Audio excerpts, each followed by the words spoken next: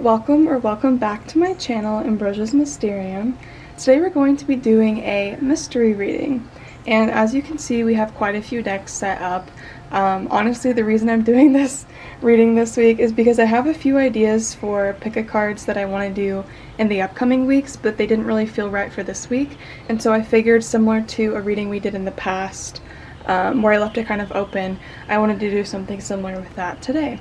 So basically today you pick a deck and we will see what message comes through for that collective. So let's get into each deck. The first deck, I'll just take the first card off so you guys don't have to stare at the whole thing. The first deck is the Starspinner deck. And then the second deck is the Illuminated Tarot. The third deck is the Black Tarot, and it literally is black. I think there's like a subtle marble effect if the light hits it, but that's number 3. The third deck, I think it's just considered a gold foil deck because it is a copy of the Rider-Waite original deck. And then group 4 is the Sacred Witch Tarot. But yes, so take a deep breath, listen to your intuition, and once you have picked your decks, the timestamps will be in the description box below. I also wanted to add it as like a little disclaimer.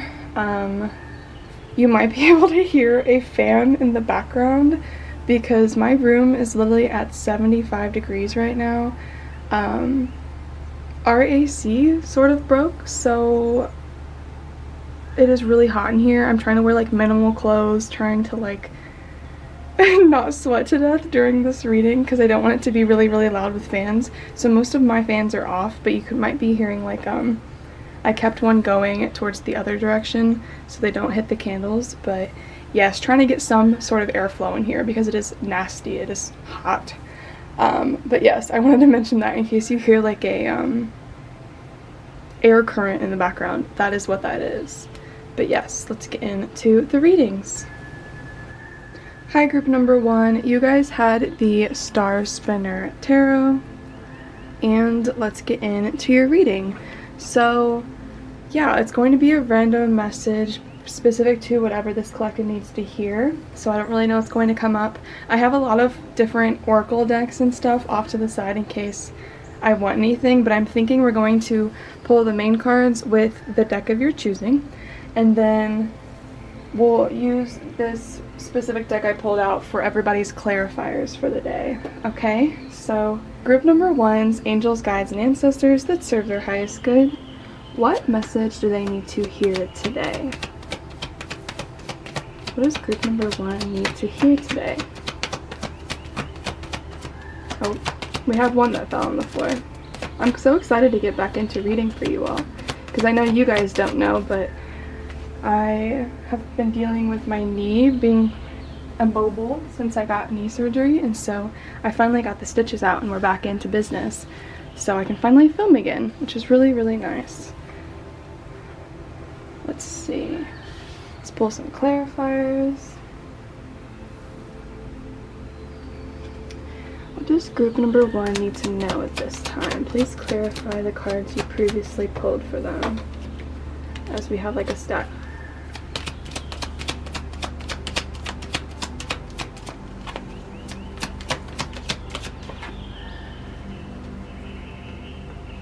Okay, I'm going to organize the cards. A few of them fell on the floor, and we will be right back. Alright, your guys' first card is the Queen of Cups. Clarifying that, we have Judgment. I pulled 4 today, which is a bit different than usual. We have the 7 of Pentacles. Clarifying that, we have the 10 of Wands reversed. We have the 3 of Swords reversed. Clarifying that, we have the 10 of Swords reversed. And then last but not least, we have the King of Wands, clarified by the Queen of Wands, which is lovely. So I'm actually feeling there's going to be two opposite collectives watching this reading. It feels like some of you are the Queen of Cups watching this reading, and some of you are the King of Wands watching this reading. I'm not going to mention zodiacs because I really don't think it matters for this group in particular, like water and fire, but I do want to point out the fact that it is opposites, water and fire. Like, you guys are an opposite pairing. Obviously, I feel like obviously, I was going to say obviously because I feel like so many readings lately have been linked to love, relationships. A lot of people are going through a lot of stuff with divine connections this year, and this group is no different, is what it feels like. So with the Queen of Cups here, this is either going to be you, or this is going to be the person that you are manifesting. So let me map out both sides of the story. So if this is you, with the Judgment card here, you are somebody who's currently pursuing a calling of yours. You are somebody who's currently building something into existence that is aligned with your soul's purpose. It feels very fruitful and very soulfully rewarding to pursue this thing for you if this is you. It also feels like you use your intuition a lot in your day-to-day life, and it feels like, I don't think you guys have a normal job, is what I'm going to say for the people who are the Queen of Cups. You guys are somebody who didn't settle for whatever it is you're doing for a living, and you're somebody who takes a lot of pride in what you're doing because of that reason. And it's interesting because when I'm talking about you, I want to say that the King of Wands, if you're the King of Wands watching, you could have very similar career paths in the sense that you both don't pursue something typical. You're both kind of pariahs in society by your job standards, which is very interesting, but it feels different. This person, if you're the Queen of Cups, you feel very intuitive. You could be like healers of some sorts. You could work in the medical industry as well, is what I'm hearing. I'm also hearing pharmaceuticals. I'm hearing skincare. I'm hearing the spiritual field. So like I'm hearing Reiki. I'm hearing hypnotherapy. I'm hearing some of you have created your own healing modality as well, which is really cool. I'm also hearing some of you are artists, so you create pieces of art that feel from your higher self, which is really, really cool. I love how connected this group is. But then the King of Wands, on the other hand, if you're the King of Wands watching, you feel like a leader. This person leads through their intuition. You lead simply from your, I want to say your being. Like, you're very naturally compelling, and I think you come across very confident and very in control of what you're doing. I'm getting drawn, I don't know what these flowers are, but that could be a totem for some of you. This flower, it looks very familiar. I do not know what the name of it is though. I feel like they're those Japanese, they spider lilies, is that what they're called? Oh, I can't remember. But, sorry, anyways, I'm getting distracted by that. Perhaps that's significant to some of you. But it feels like if you're the King of Wands watching, you're somebody who, I want to say you're currently leading. This person is currently pursuing their calling, and it might be new. You're somebody who's been leading, and that is why with the Queen of Wands here, you recognize that this person has the exact same potential to do what you do. It's funny because it's kind of complicated to read this because I feel like both of you are here in a way. I feel like both audiences are watching this reading, which is lovely to see it in one reading because I feel like for the past few weeks I've gotten so many people to who have linked readings, but this week it feels like this reading is both of you together, which is really, really unique, which I like. Also, I don't know if you guys can tell, I'm actually gonna zoom in. This candle flame over here is like a double flame, which is like crazy. Like, do you see? I wonder if I can show you. There's double flames over here. As I'm talking about, like, you guys, oh, I'm shaking the camera, being a pairing, there's literally double flames. And there's like a mountain of wax, but like right there. And they're like merging together, which is essentially how I feel your guys' energy with one another, which is why I find it so funny that as I'm reading you, the candle flames are merging. Let me adjust this. Like we literally have like a tower building over here of wax too. I debated like changing the candles before filming, but I was like, I can just swap them out in the middle. It doesn't really matter. Anyways, okay. I feel like this side is you, this side is King of Wands. Sorry, I keep saying you. This side is Queen of Cups, this side is King of Wands, because I do feel like both parties will watch said reading. It'll be different for whomever's watching. It's very interesting because I feel like if you're the Queen of Cups watching, you've been working on building something and there's not a lot of payoff being shown to you. It doesn't feel like, even if you are pursuing something that is very aligned with your soul's path with the Judgment card here, this is something, like whatever you're pursuing, you are on the right path.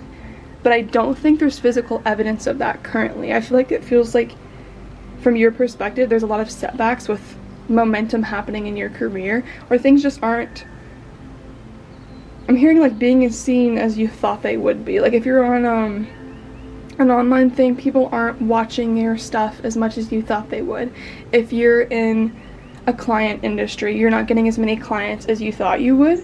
But it doesn't feel like it's never going to happen. It just feels like there's this momentary pause because something's going to happen with this King of Wands figure. That's why there's both of you present in this reading, because it's like a joint message to both of you, but then you also each have your individual messages, if that makes sense.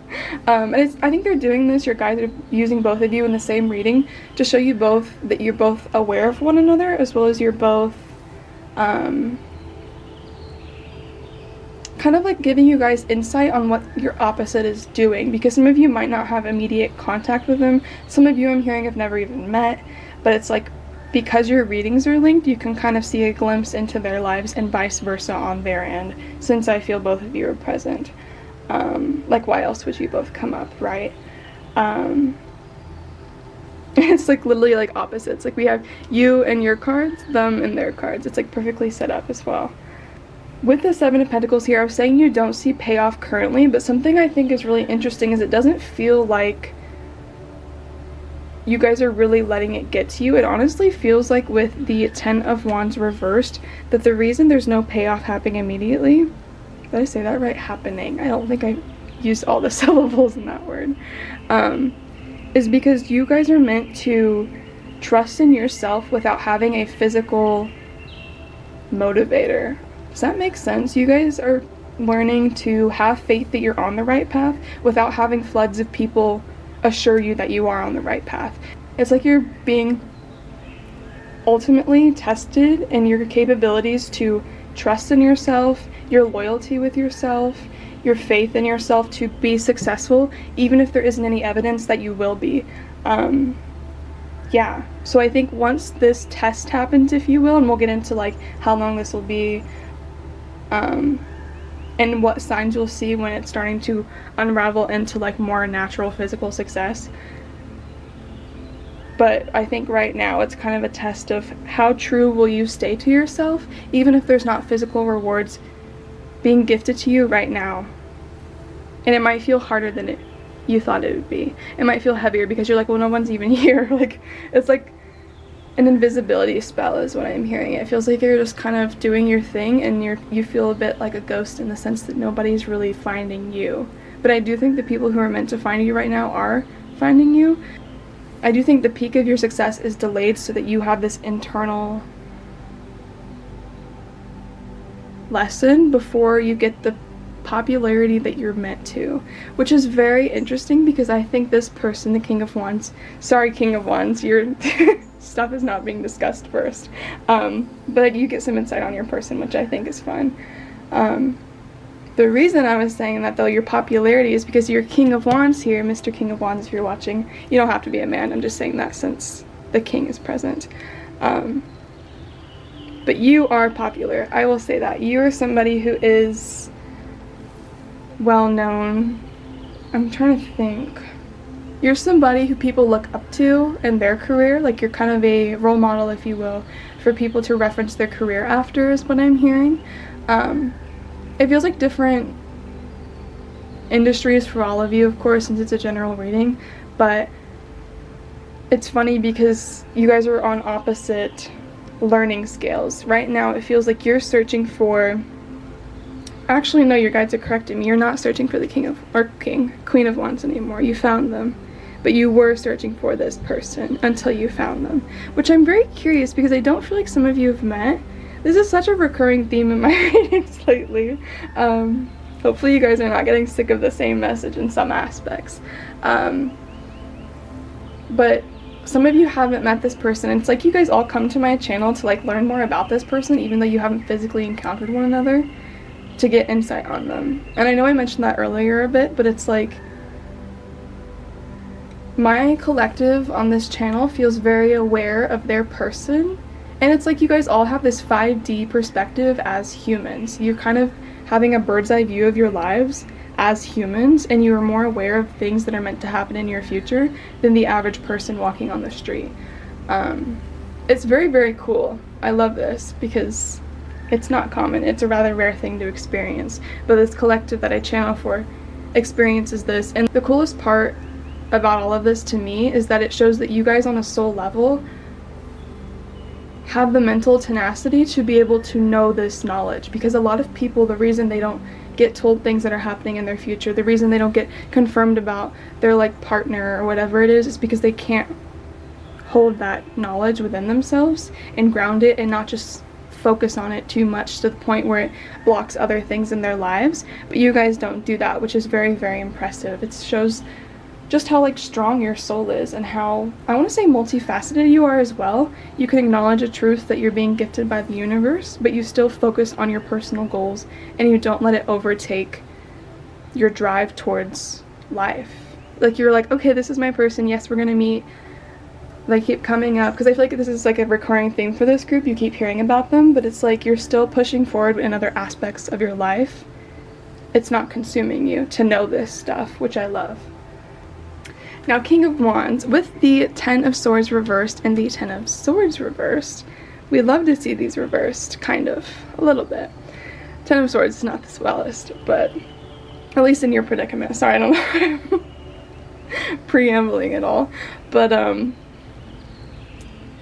with the 3 of Swords reversed, it feels like you guys are on a healing journey. It feels like you guys are in the process of, I'm hearing, opening up your heart in ways you haven't been able to before. And I feel like I mentioned this earlier, I feel like you guys are well known in your industry. I always say this on my channel.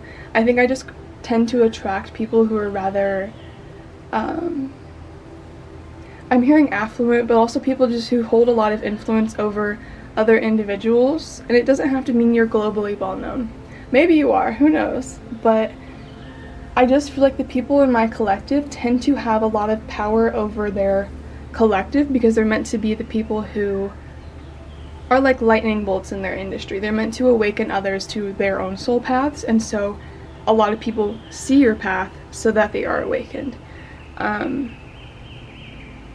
But because of this, it feels like you're kind of off in your own tower, and I'm seeing this mental image of, it's kind of like Rapunzel. You know how Rapunzel is off in her own tower and nobody can interact with her besides Mother Gothel? It feels like you guys are kind of put on this pedestal where I'm hearing the average person can't talk with you. They can't, how do I want to put it? I'm hearing resonate with you, but it's not your fault. It's their lack of ability to grow to your level. It's very, very fascinating. I just want to like unravel it all, because me explaining this for you, King of Wands people, is going to show Queen of Cups people, this is what you will be eventually. You are growing into what the King of Wands is, and they're growing in emotionally to what you are now. So it's like you're learning different qualities from one another, despite not meeting, because you're both present in a lot of my readings, is what I want to say. That's why I was mentioning earlier that it's rare for you guys to be aware of one another, especially if you haven't met.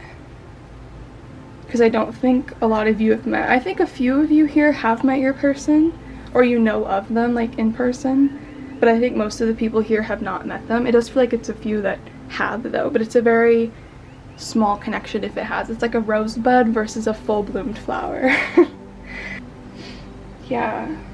Because with the 3 of Swords here reversed, it feels like it's poetic that I said Three of Wands, because that's like the part of being stuck in the past, not being able to move forward with your future. And I think you guys do feel that on some level, but it's because of this Three of Swords reverse.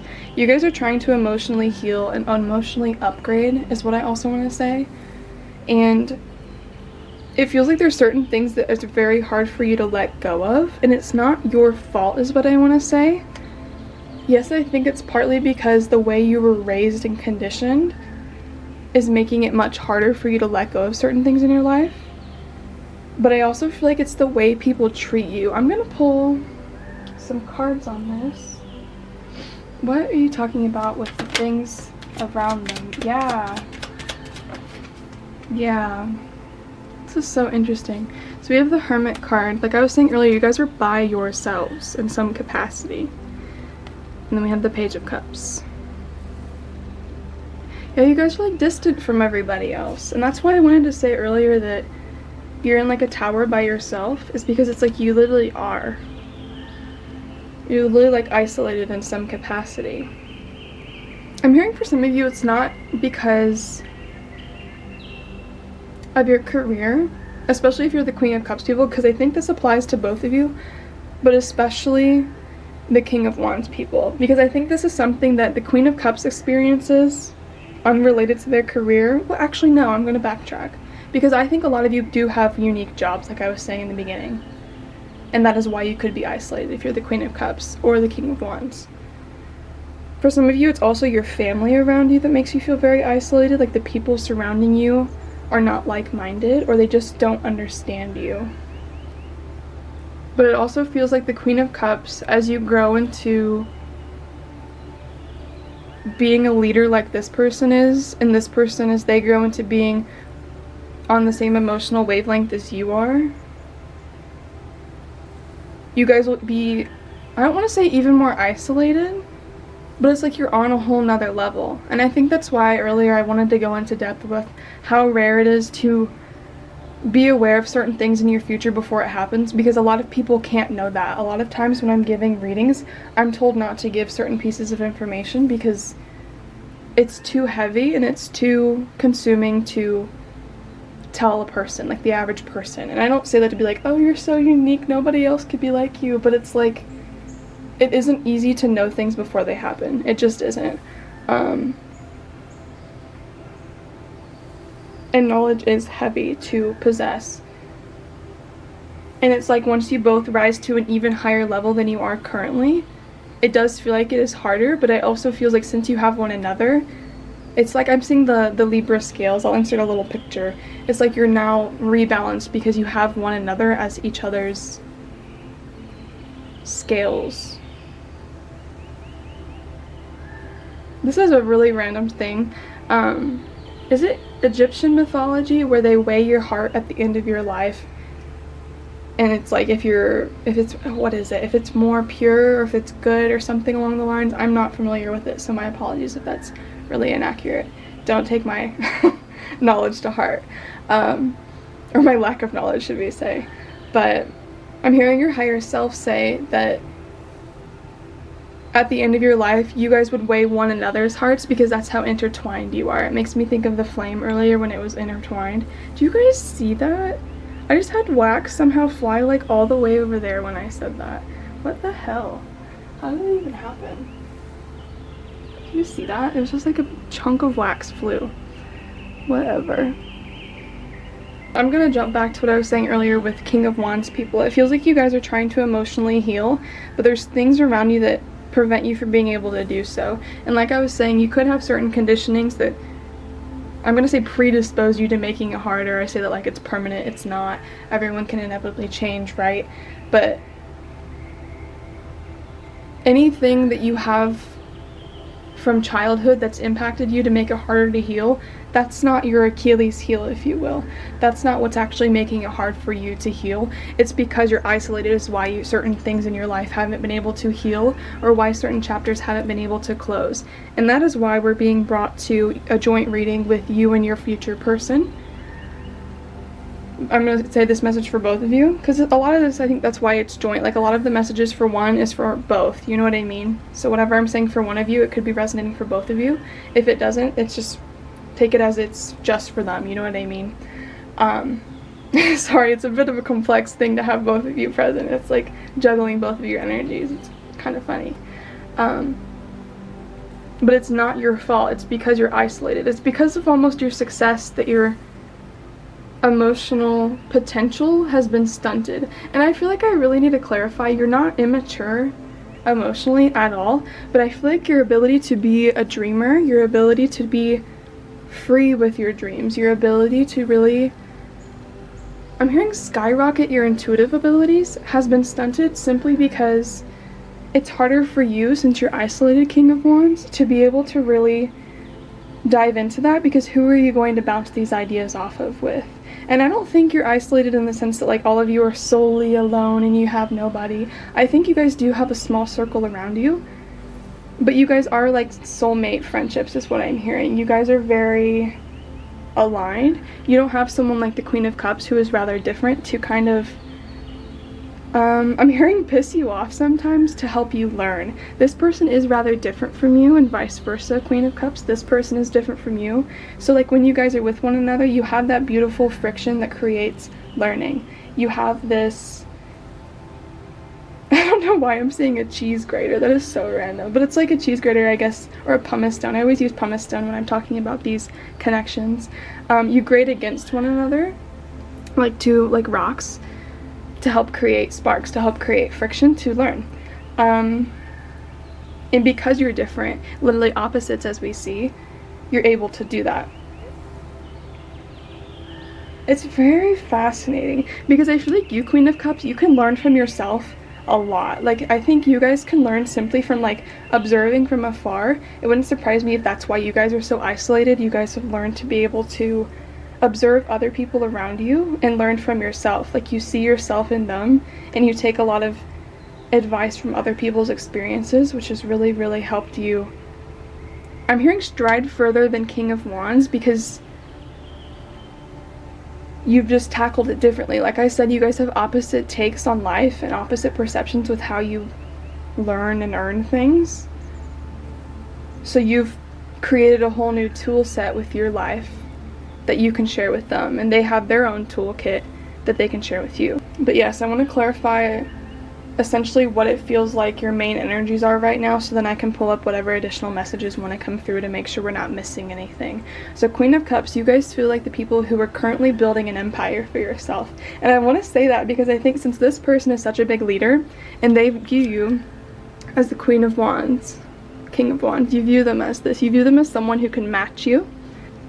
However, you don't have physical evidence of this currently. Right now you're being put through a test of how much will you push forward despite not having, I'm hearing rewards for your effort, physical rewards for your effort. How many days can go by without people supporting you and you can still keep going and ignore any burdens that might arise from it?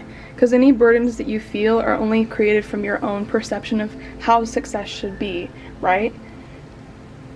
And then Mr. King of Wands, Mr. I don't know why I keep saying Mr. I think it's just because it's a king. So it's like the male figure, but you don't have to be male if you're the King of Wands. You're going through emotional healing, and there might be some blocks in your life that are not being, I'm hearing unsewn, like literally like a knot being ripped out, like seam ripped out with a little seam ripper. Or like chapters can't be closed, like books I'm seeing. It just feels like there's certain things in your life that you're like, well, why is this cycle happening over and over and why can't I close it? You're being taught to learn how to not let it emotionally control you. They're learning how not to let their physical abundance be dictated by what the universe physically shows them. You're being taught how to not let the physical things around you, it's the opposite, the physical things around you to emotionally control you. You see how it's the opposite? They don't have physical things around them happening for evidence. You do, and it's like, well, how are you going to let that hit you? Are you going to let that bullet lodge into you, or are you just going to ignore it and act like it's not even there? You should act like it's not even there. Like, it's kind of like, it makes me think of The Matrix. when they're like in the simulation and it's like it's not real unless you make it real. That's what it feels like for you guys. Like your success is not dictated by what you physically see, right? And your emotional maturity tested by what limits you think you can handle physically. I hope I'm wording that well, because it is kind of complex. That is so cool. I love how opposite this group is. I'm gonna pull a couple more, like 2 more tarot like I did over here for both of you, even though it's on Miss Queen of Cups side. But any other messages about group number 1? Oh, they fell on the floor. Guys, that's so funny. So we have the Justice card, and we have the 2 of Wands reversed. It reminds me of me talking about the 3 of Wands reversed earlier. Yeah. It's like the universe with the Justice card and the 2 of Wands here. It's like they want to clarify that the truth is not what you necessarily see. You're being blocked from seeing what is actually true to see if you can control your reality to its fullest extent. Like, what is true? What you feel within you, or what's outside of you? Because that is what is similar about both of you. Like, you're trying to harness an internal feeling to manifest what's around you. Don't let what's outside of you dictate what impacts you, right? Is there anything else for group number 1?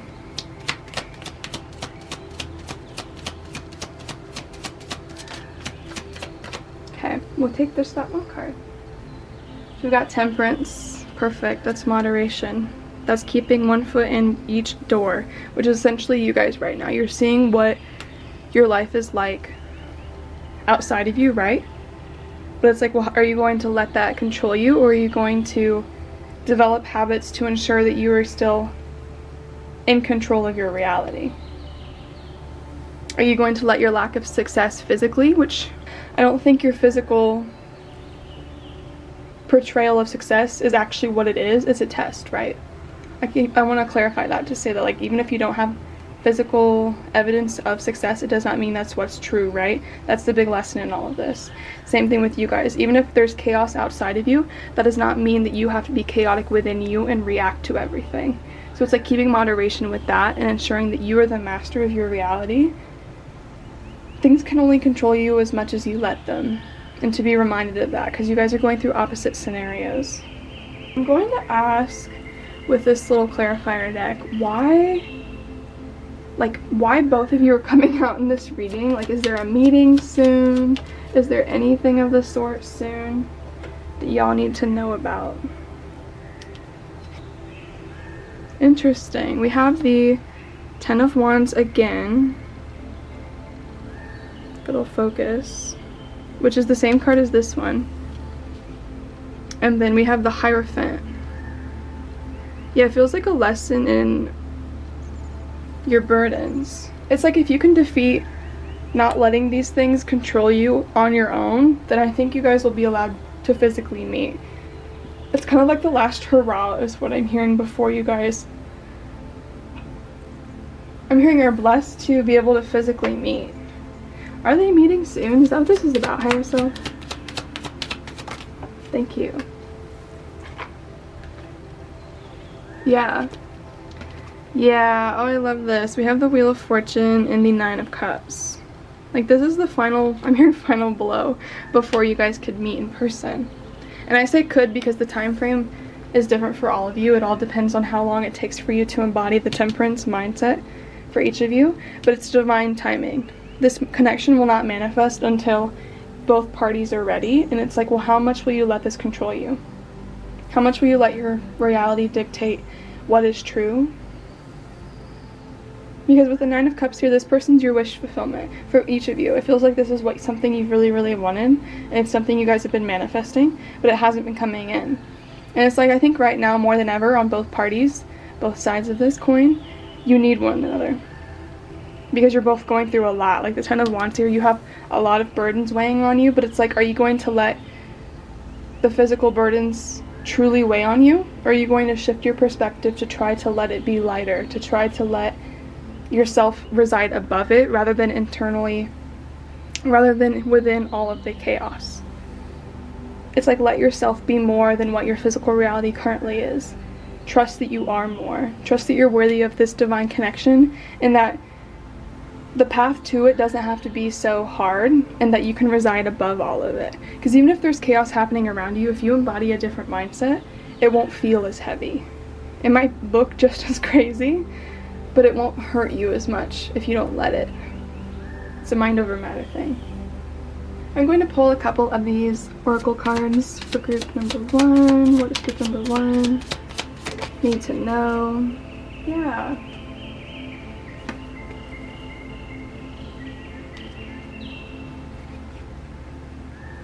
So we have gratitude. That's a smart thing to do right now. I love that they brought that up.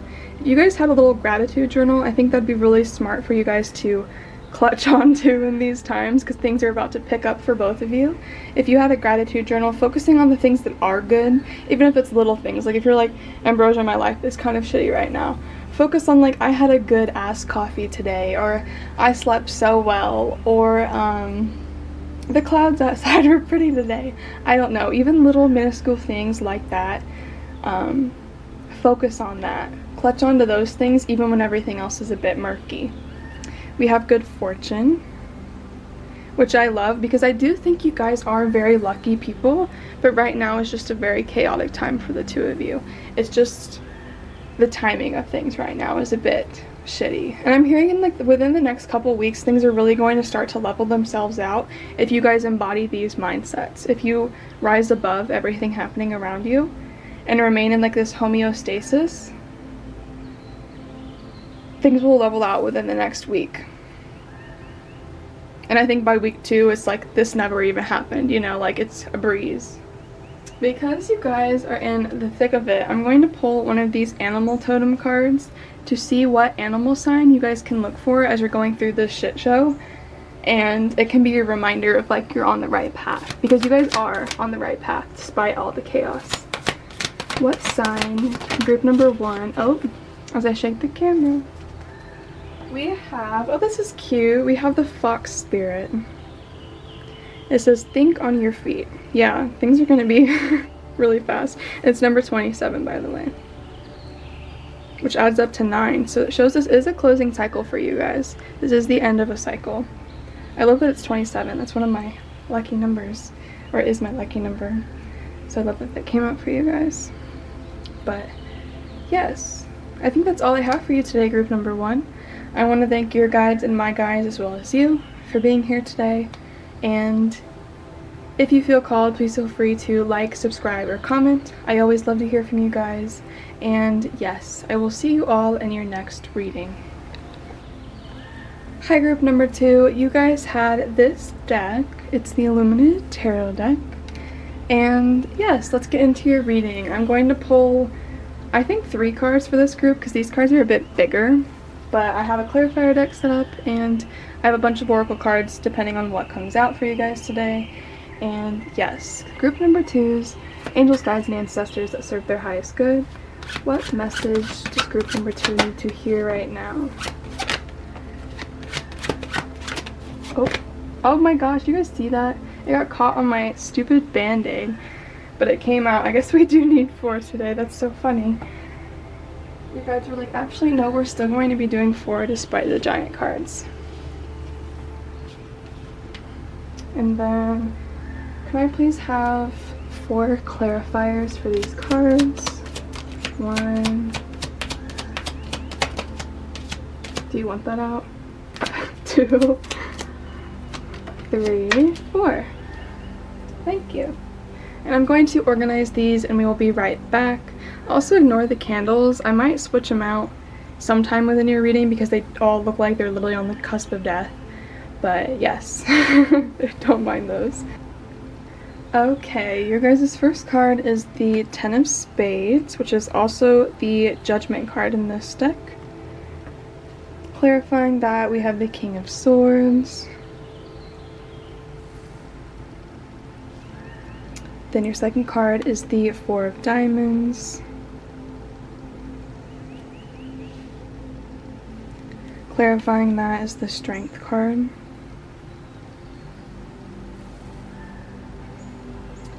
Your third card here is the Jack of Diamonds. Clarifying that is the Five of Wands. And then last but not least is the Six of Hearts, and it is also the Lover's card in this deck. And clarifying that we have the Nine of Wands.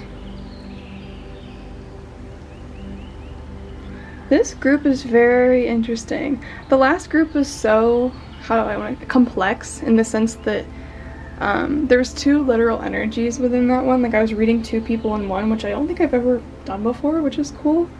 But this group feels cutely the opposite. It feels like you guys are very to yourself right now. It feels very tucked away almost.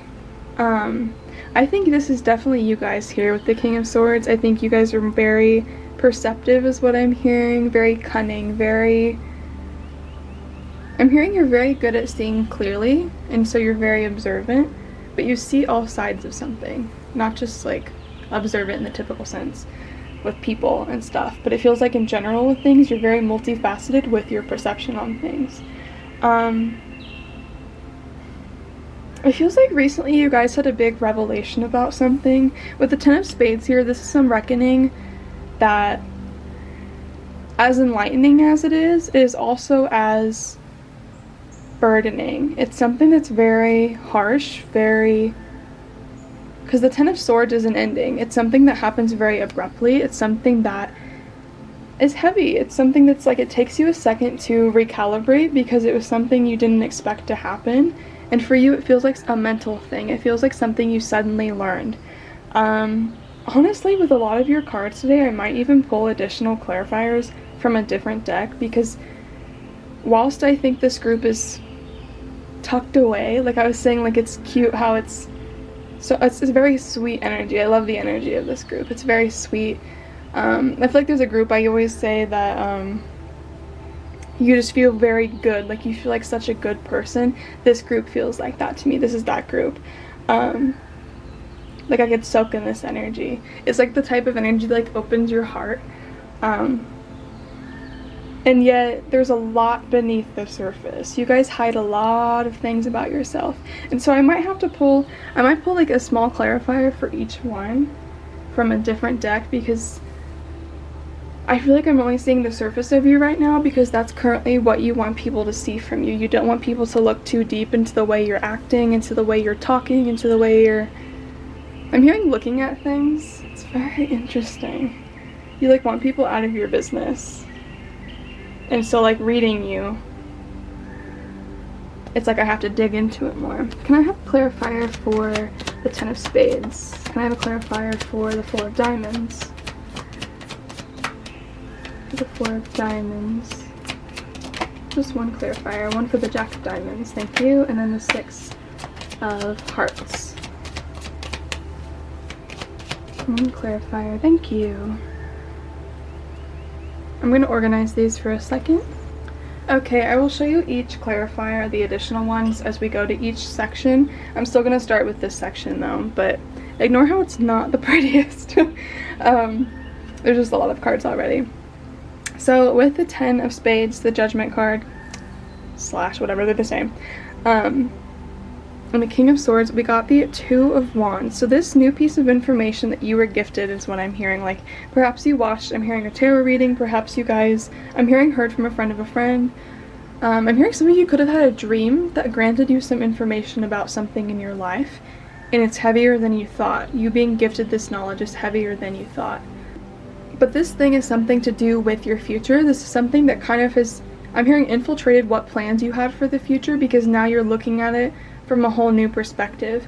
It makes me think of people who are colorblind their whole lives, and suddenly they get those glasses that allow them to see colors in like the full spectrum, and suddenly they see everything in a whole new light. It's that vast. It's that much of an opposite from what you used to think about your future. And I think that's why this I'll call it a wake-up call awakening was so, I'm gonna say, unexpected. It's very interesting. Now with the Four of Diamonds here, and the Strength card. It feels like you guys are in a mode where you've been working a lot. We have the 8 of Pentacles here. You guys have been somebody who's worked really hard on, I'm hearing your career path. I'm also hearing for some of you, you have a lot of different odd jobs that you do. But for many of you, it just feels like it's your work in general. And so it's like whenever you don't have time, or sorry, let me backtrack. Whenever you finally have time, you hold yourself away and you do your own thing. Like you work on your own thing. Because that's how you earn your strength. That's how you garner your strength. Okay, I literally just had to pull more clarifiers. Y'all are so interesting. Okay, sorry. Let me get into this. You've been working a lot, right? So whenever you do have time, you're by yourself, I feel like. And you hermit away. This is what everyone else sees. Is it untrue? No. Are you just sitting holed away resting? No, I don't think that's what you guys are doing. And it's funny because I think the knowledge that some of you have learned, you're like, well, maybe I should share this with others. That's what I feel like with the 4 of Pentacles here. I think many of you work in some sort of group thing, or you have a friend group you're very close with, because we also have the 3 of Pentacles that came out earlier, the 3 of Earth. So I definitely feel like some of you are either in a friend group that you're very close with and you usually share everything with. For others of you, you might work in a very close-knit work group. Maybe it's both, maybe that's like an entangled thing, but it just feels like right now, whenever you have a break from work, you go into your little hermit hole and you gather your strength. And people from the outside are like, oh, they're just resting, they just don't want to go out with us. I think a lot of the people you're around like to go out and have fun. But this collective feels like the people who stay in, and they, from on the outside, you're just staying in resting. But you guys have not been resting, have you? Because you've been staying in, because you've been,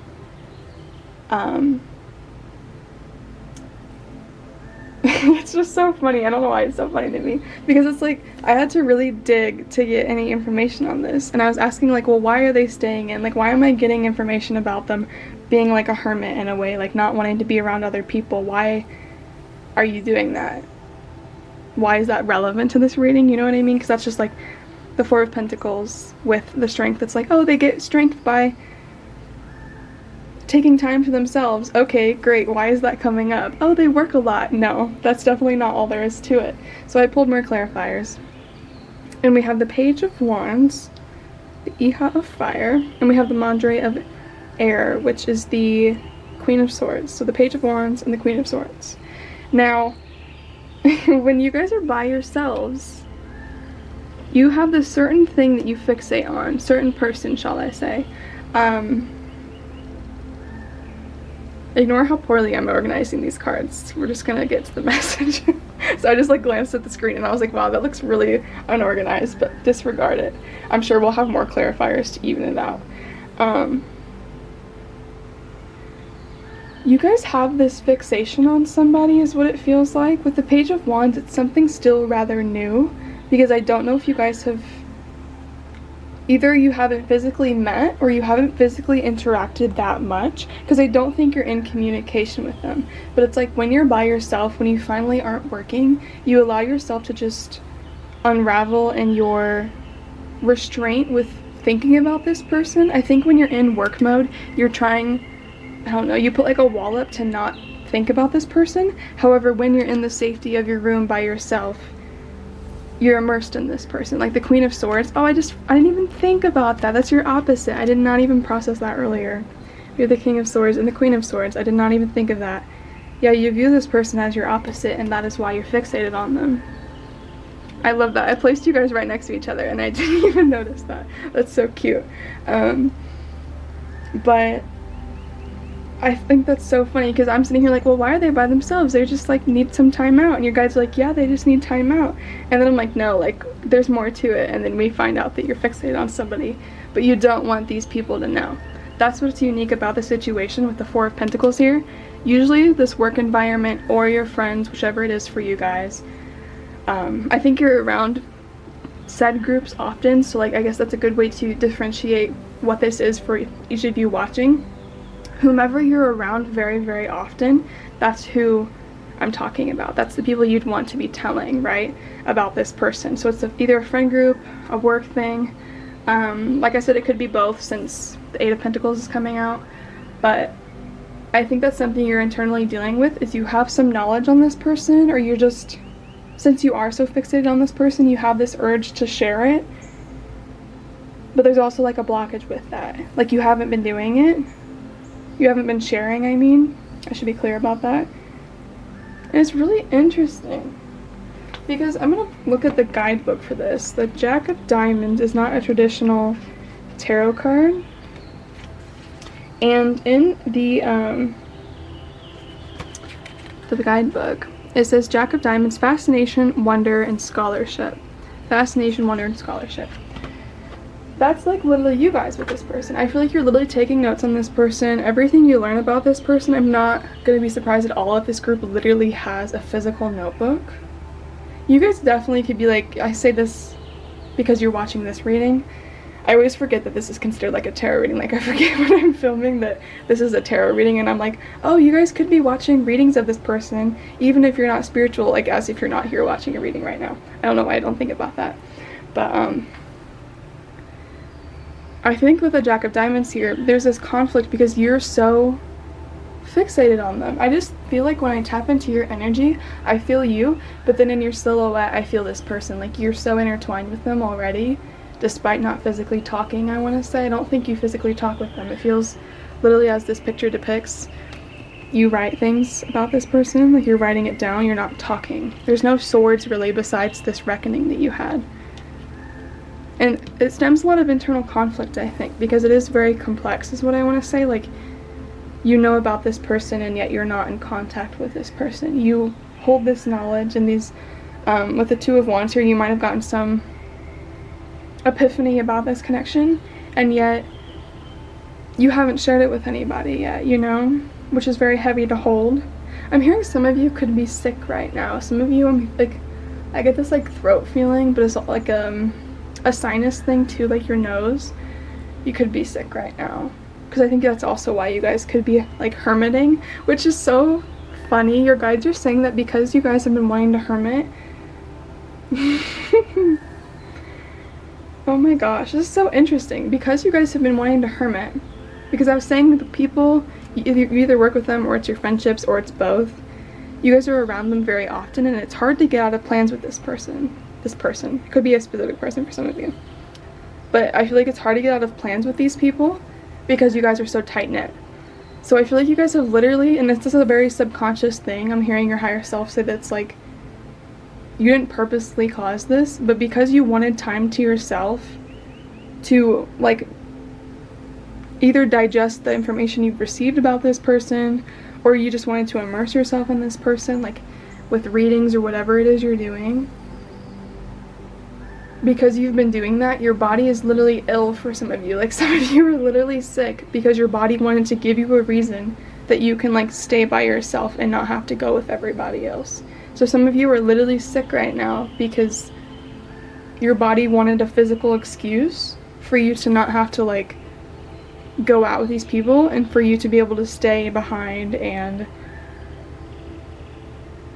like fixate on this person. That's so funny, because I'm getting with the Five of Wands here, like it's like a bit of a conflict within you when these people are like, yeah, let's go do this, this, and this, and you're like internally like, actually I'd rather just stay home and fixate on my person if you don't mind.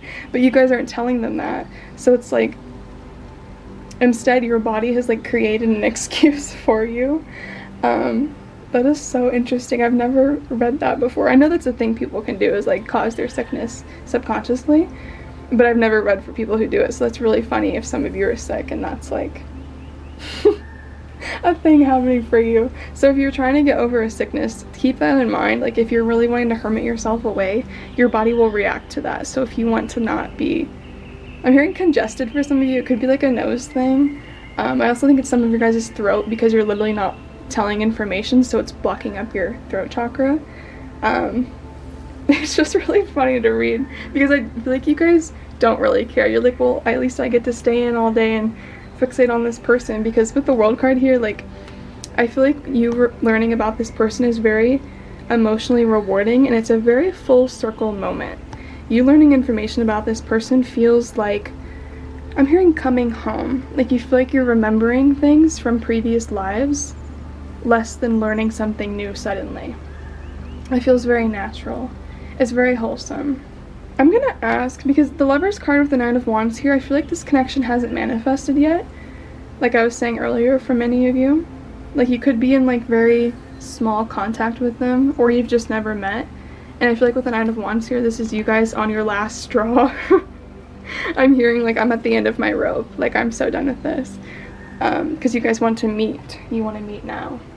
So I'm going to ask what the deal is with your meeting. Why hasn't group number 2 met the Queen of Swords yet? As I drop all the cards. We've got the 8 of Swords and the Sun. Interesting. The 8 of Swords and the Sun for why you haven't met yet. Yeah.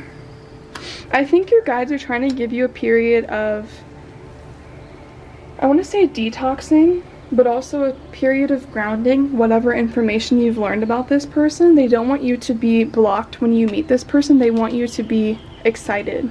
They want you to look forward to it. And so they're trying to let you get to a point where you're not overwhelmed by information on this person and you'll be in like a good positive headspace to meet them. Does that make sense? I feel like a lot of you have learned a lot mentally, like I said with the Judgment card. Like I don't know if you watched a reading where like this person is confirmed as your like soulmate, or you had like crazy signs that confirmed this without a doubt to you personally, or I mean, for some of you it could have been such a big thing because you've known this person for a long time and now this thing suddenly confirmed, or for others of you, you never thought this person existed and now they're confirmed. I'm hearing for some of you, you've been in past connections thinking like, how do I want to put it? You didn't think that your past connections were this person, but you thought maybe you could settle for them. And just like that maybe this Queen of Swords never existed, so it's like okay for you to settle for them, but it never really worked and you, like those relationships fizzled out naturally. And it's interesting because when I tap into those connections, they don't feel toxic like any past connections you had. They don't feel toxic. They feel very harmonious. Your guides are funny. They're like, but they were boring. What? Your guides are saying that you guys thrive on connections that are very deep, that are very, I want to compare it to a movie in a way. They're very cataclysmic, and they're very, once you meet that person, nothing else is the same. And I think while you've met people, like in your past connections, who feel like they're from a past life in a very nurturing, you naturally understand one another way, you have yet to meet the person who like shakes you up. You know what I mean? Like you meet them and you're like, like you're kind of scared, but also like equally excited to go up to them because it's just so real. Like you feel it in every atom of your body kind of thing. Like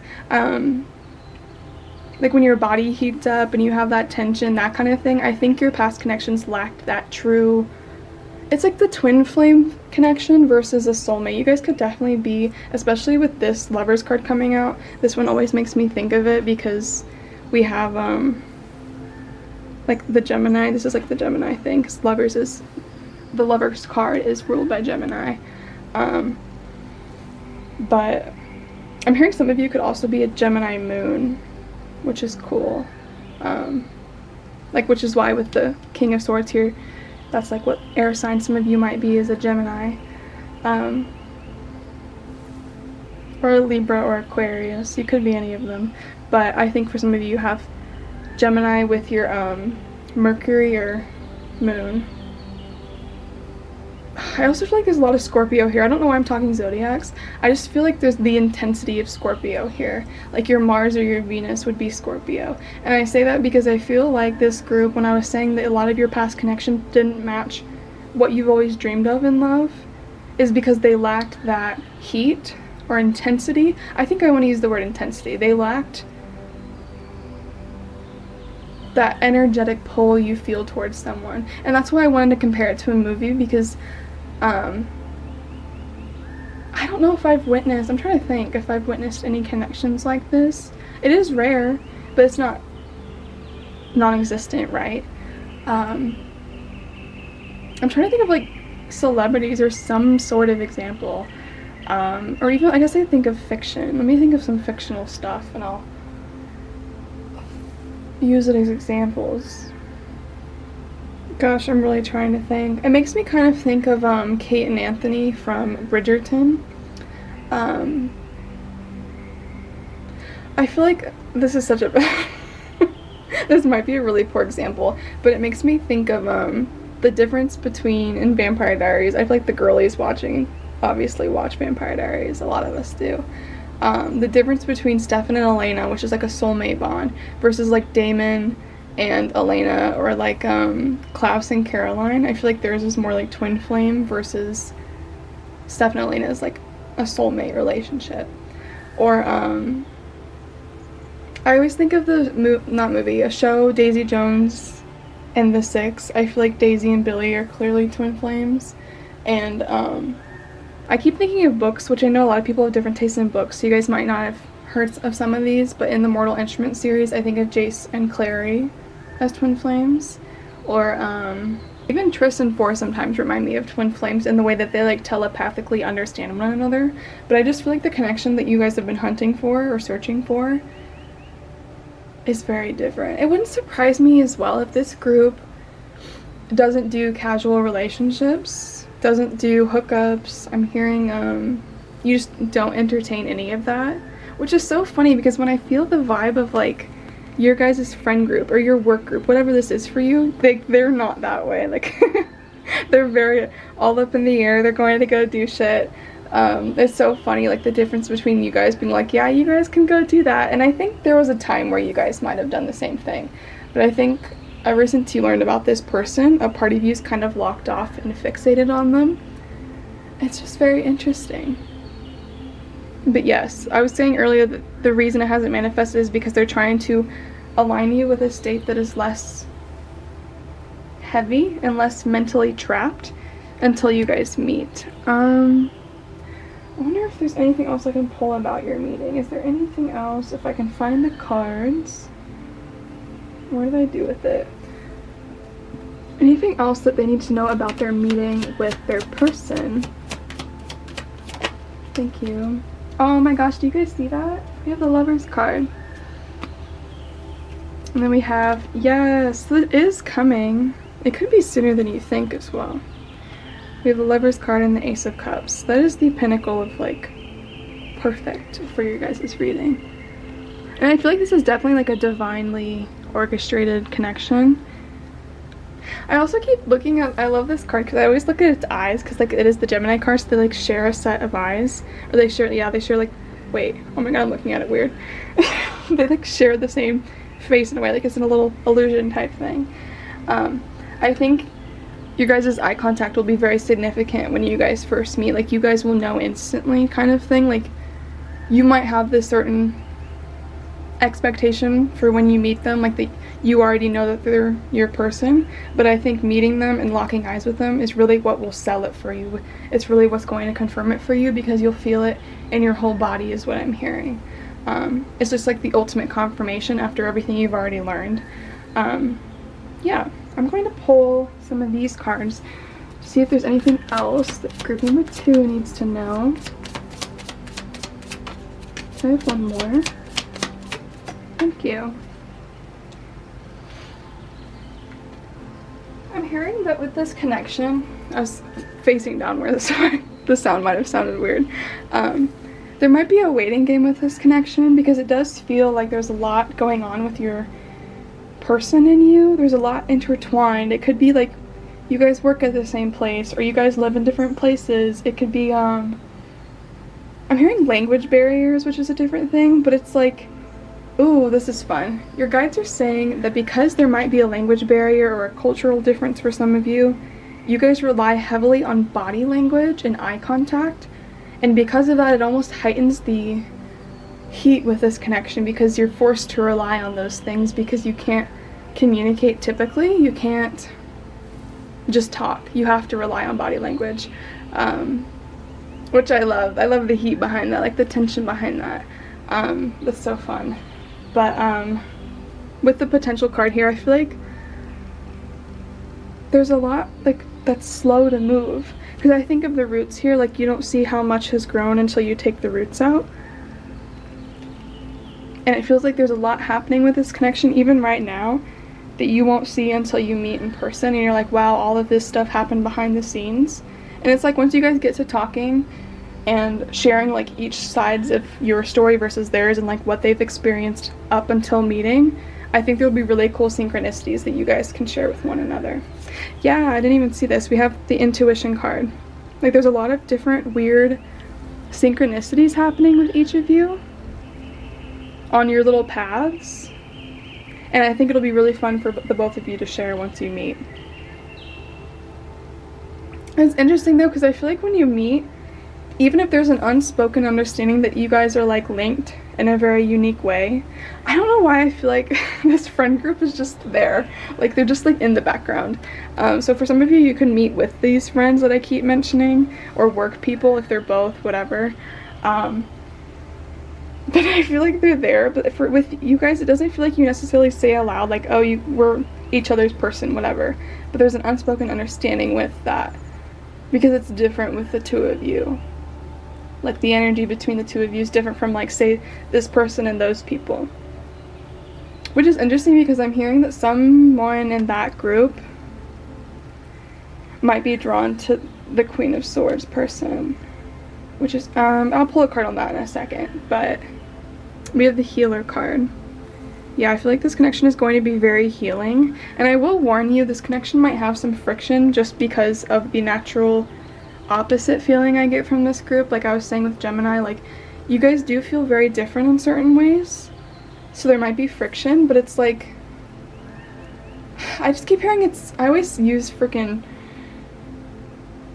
like food terms, like I say like delicious friction, which I don't know why I always use that, but it doesn't feel like bad friction. It just feels like this person can get under your skin a lot easier than other people can, so you might get like frustrated with them easier, but because it's them, it's like there's more heat when that happens. It's more like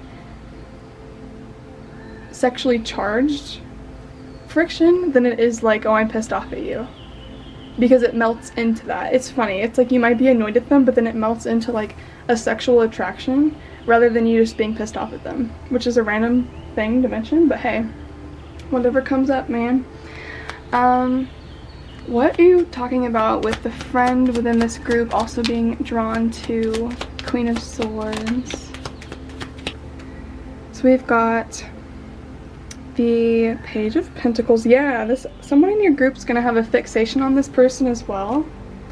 Knight of Pentacles. Oh, this is interesting. Okay, so this is the person in your group who has a fixation, but this is you. You're playing the long game because you view this person as your person, literally. Like, we keep saying that over and over. This person is like it's a fixation for them, and like a short-term, your guides are so funny. There's a short-term gratification, like they just want short-term gratification. That's so funny. Versus you are playing the long game to earn this person as an equal. And I don't think that this person in your group doesn't view them as an equal, but it's like you view them as someone like who you'd marry. This person views them as somebody who, like, how do I want to explain it?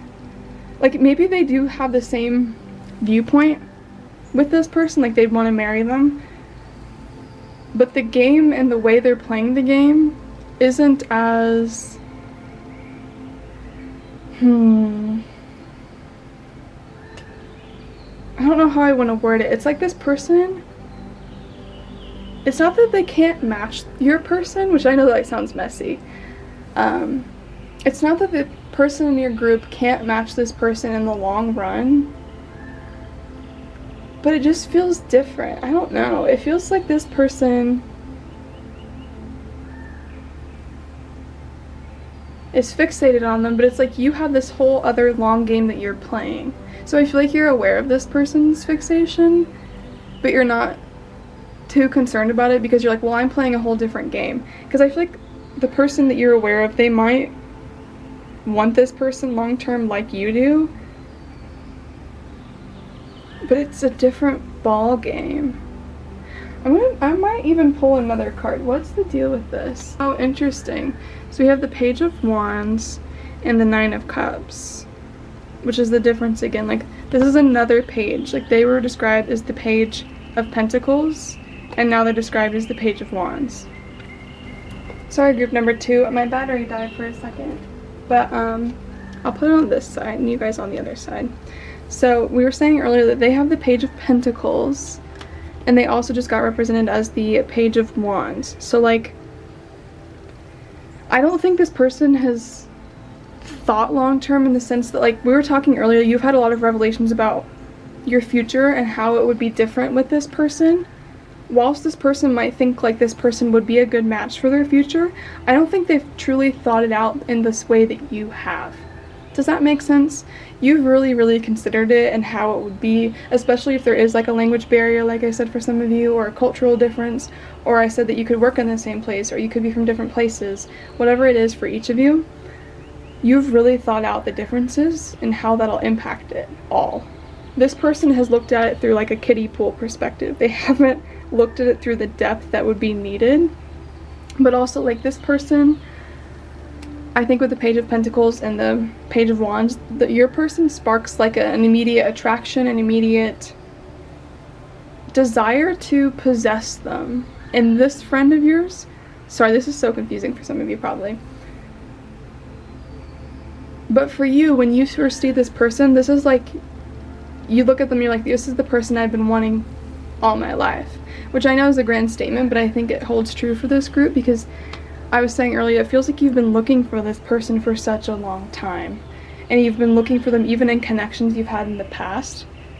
And it's like, once you finally encountered them, a part of you is just kind of locked off, because it's like, well, I've been looking for this for so long, and it's finally here. And you recognized it, like, quite instantly, even if it wasn't a physical meeting, because I don't think it was for many of you. But it's like the difference between you and them is you recognize this person instantly as your person, whereas this person, while this, I want to say your person embodies a very similar resonance to the soulmate of this other person. So it's not that this person's like maliciously trying to take your person, but they feel an intense attraction and desire to possess your person, because your person reminds them of who they'll be with in the future. Not that they know this on a very conscious level, like they're not aware of this, I don't think, but it's something I feel like their guides and their higher self know, and that's why they're so drawn to this person. Does that make sense? I know that's a bit complex, but I just wanted to make you aware of this person in case that's something that comes up for some of you. This could not be true for some of you. Take what resonates, but I wanted to make you guys aware of it in case this is a scenario for some of the collective watching this group. But yes, it's different for you because this is literally your wish fulfillment in a person. You look at this person and it's like looking into a mirror. This person feels like you in another body, is what I want to say. Like, it feels like you're a person that you've been looking for, and I want to say that over and over because it's like you've been looking for this. This is what you specifically have wanted and wished for. And you'll know that when you meet them. Like I was saying earlier, when you guys encounter one another, which I do think a new physical meeting is soon, it'll just be more concrete proof once you make eye contact with them, like I said earlier. I think the last thing we're going to pull is an animal card to see what animal we can have as a sign of this person. So like if you see this animal, it's a sign of them. And that you're on the right path. Oh, cute. It fell on the floor. We've got the koi fish, and it says number 36, there's always enough. Cute. I also feel like your person's meant to teach some of the people in your friend group, which is why it's kind of a complicated, murky situation, because it's like this person's meant to teach the person who's attracted to them. As I get a notification, ignore that. So it's like a multifaceted purpose. Like, this other person's attracted to them because they're similar to their future soulmate, but also this person's meant to teach them stuff about themselves as well. I honestly think this is really interesting. Your guides are saying that within your friend group, a lot of people view you as their like confidant, as their best friend, as their safe person. and this person is you in another body, right? I keep wanting to emphasize that. So it's like this person shares that similar resonance on your people as you do on them. So think about how obsessed your friend group is with you. That's the effect that this person will have on your friend group as well, because you guys are very energetically similar. Like, you came out as the same king and queen in the same suit, right? So think about it like that as well, is what I want to say. I wanted to leave you with that. But yes, that is all I have for you today, group number 2. I want to thank your guides and my guides, as well as you, for being here today. If you feel called, please feel free to like, subscribe, or comment. I always love to hear from you. And yes, I will see you all in your next readings. Hi, group number 3. You guys had the black tarot deck. And a brief disclaimer, I'm going to let those candles die because I want the candle holders to cool a bit, and then I will get new ones. So at some point in your reading I might swap them out. I'm going to blow them out now so we can try to speed up the process. But yes, group number 3's angels, guides, and ancestors that serve their highest good. What message does group number 3 need to know at this point in time? I think all of yours just fell on the ground. Does group number 3 need to know?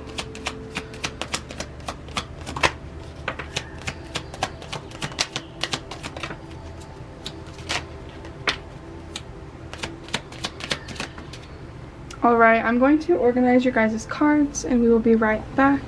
Alright, I saw how barren it looked without the candles, so I grabbed a few and stuck them on there. Ignore all the extra wax, I'll do that later and clean it up later. But your guys' first card is the Queen of Wands. Clarifying that, we have the Moon. Your second card is the Chariot.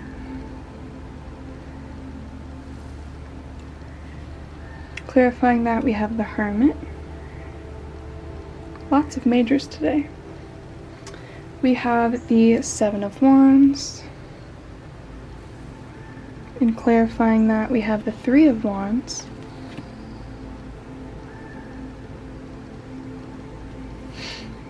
Last card we have is the Three of Swords reversed. And then clarifying that, we have the Eight of Cups. Now, with the Queen of Wands here, it feels like this is somebody around you who really, really is a mystery to you.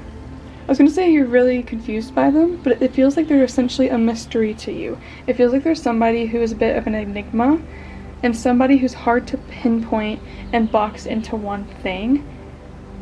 And I would say that this person feels like somebody, if I were to have read them a week or two ago, they might have come out as a different queen or a different archetype. And it's like they switch up their personality rather often from your perspective, which is interesting, like a chameleon in that way. I want to know why this person specific is coming up though. Why is this person, the Queen of Wands, coming up in group 3's reading? Wow, there's so many majors. Majors, essentially, if you guys aren't familiar with tarot, are major arcanas, and there's 22 in a tarot deck. So when you get one of those, or if you have those cards that dominate your reading, it's very interesting as a reader to like keep an eye out for. Like, we now have the Moon, the Hermit, the Chariot again, the Wheel of Fortune, which is also one. Oh my gosh, you guys aren't ready for this, okay? I also got the Chariot again. I did not know there was a repeat in this deck. Wow. Dude, that's insane. I know if you're like not a tarot reader, you're like, whatever. Ambrosia, it does not matter. 3 Chariot cards. 3 Chariot cards. 1, 2, 3. Wow. What the fuck? That's insane. That's just crazy. So why is this person coming up? This person is the key to you figuring out how to master and manhandle your own life. This person is the key to you unlocking confidence in yourself and in your path, because with the Chariot card, with you, this is like your reading, right? And this was about them, right? So with the Chariot card with you, we have the Hermit here.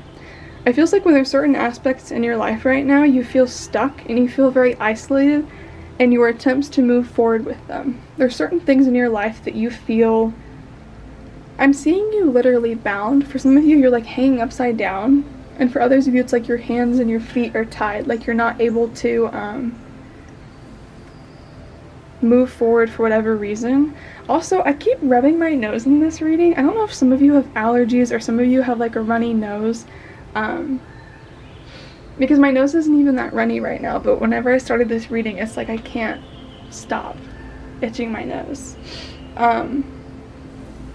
So that might be relevant for some of you. But it's like right now, with whatever your path is, there's certain things that you feel blocked from, whether it's because of your own perspective on your own capabilities, or it's stuff around you in your environment that you think is holding you back. However, it feels like this Queen of Wands figure, as mysterious as they are to you, is somebody who this is interesting. This person might be somebody who limits themselves, is what I'm hearing. Or they have a history of doing that with themselves, but I think this is a big learning thing with this individual, the Queen of Wands here. They could be a Leo, Aries, or Sagittarius. They really don't have to be. I'm not really feeling zodiacs for this group like matter at all, or they're relevant to this group, but it feels like this person is just a force to be reckoned with, because they, even if they have certain limits on themselves, or if they've experienced learning that with themselves and not doing that, they never do it with other people. They're very good at seeing other people's true potential, even if they're blinded to their own sometimes. And it's interesting because I kind of think when I look at this moon card, there's these two wolves. If you see, like, there's a white wolf and a black wolf, and I feel like that's the two of you guys. You guys are very different, I want to say. And you guys have very different viewpoints on things and the way you would tackle different scenarios. And that's the beauty of what this connection could gift you. Is like the friction to learn from one another. The opposition between the two of you really opens up new doors in your mind that you would not have opened up before on your own. Because I think there's certain things you're just stuck on. And I feel like if this person saw it, and saw what you are stuck on, it's almost laughable to them, because they're like, well, why are you even worried about that? Like, I just feel like this sense of nonchalance, like, you're limiting yourself because of that? Why? Like, this person just doesn't, how do I want to put it? They don't understand the limits that you put on yourself, because they see you as so limitless. They see you as someone capable of literally anything. I also feel like if there's certain legal reasons you have to be limited, this person will not like that. Like, I think this person's the biggest hater on anyone who legally would limit you, which is really funny. I don't know why that's coming up. That's funny. With the Seven of Wands here, usually in this depiction it shows someone above on this little pedestal, and they're successfully batting off things that are inhibiting them. And especially with the Three of Wands here, like, you're moving past the past. You're no longer shackled by the ties of your past. However, it feels like these are stages for each of you. This is you thinking about this person. This is you by yourself, feeling like you can't propel forward. Feeling like, for whatever reason, and I'm gonna pull a card or two. Why does this person feel stuck? Why does this person feel stuck? Gosh, we keep getting a lot of cards for you. So we've got the Ten of Wands. Yeah, you guys have a lot of burdens on you right now. We have the King of Swords. I think that's you guys. You could be a Leo. Oh, maybe you are a Leo. You could be a Gemini, Libra, or Aquarius. You don't have to be. And we have Strength card. Yeah, so with the Ten of Wands here, coming up with the reason you guys feel stuck, I feel like there's a lot of responsibilities in your life that you think you have to oblige to. How do I want to put it? I feel like this person and I would think similarly. In certain business capacities is what I want to say. So it's easy for me to like jump into how they'd think. I feel like if there's certain things, responsibilities-wise, that you think you have to do, see, I even want to word it differently than like I think you would think of it, because you're like, no, I have to do that. And this person, and I want to say like I would also think this way, which is why I'm saying this to you now. would be like, well, why? Like, let's really like dig into it and say, like, if this thing is not making you feel better, if it's not bringing you any strength at all, and it's just tearing you down and making you feel like you can't propel forward, and it's acting as more of a burden than it is something that, like we said before, is a strength, is something helping you, aiding you, why is it something that you should be tied to? Even if it is a responsibility you agreed to 80 years ago, who cares? Like, who cares? If it's making you feel stuck like the Hermit here, and it's making you feel like you have to reorient yourself for a path that you don't even really want, is what I want to say. Like, I think some of these responsibilities aren't even in alignment with your true self. They're not suiting you. I feel like if you guys, I don't think you're working with this person, but I think this is someone you're aware of, and that's why they're coming up, is because you don't know if they're someone you should be entertaining. You don't know if this is someone who you should be trusting, because they are a mystery to you. The Moon card here, like, a lot of stuff is still hidden about this person on your end, is what it feels like with the Moon card here. But it's also like, I'm hearing you're drawn to this person for a reason, and to trust yourself. I think a lot of things that you've tied yourself to, you know, aren't in your best interest anymore. Perhaps you've just changed a lot in the recent weeks, is what I want to say. Perhaps you're just not the same person you were, and so it's not energetically aligned with you anymore. But it's like, I feel like you just put out with things because you feel you have to, and this person would teach you that that's not necessary. Because like I said, these are stages. This is you thinking about this person. This is you thinking about your future and how there's certain things you're blocked by. This is you realizing that you are above those things and you can fight them off and move forward.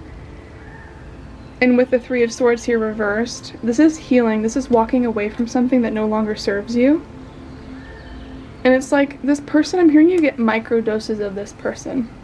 I don't know how, I don't know what it is for each of you. I want to say for some of you, I'm hearing you're in a club with them, which is cute.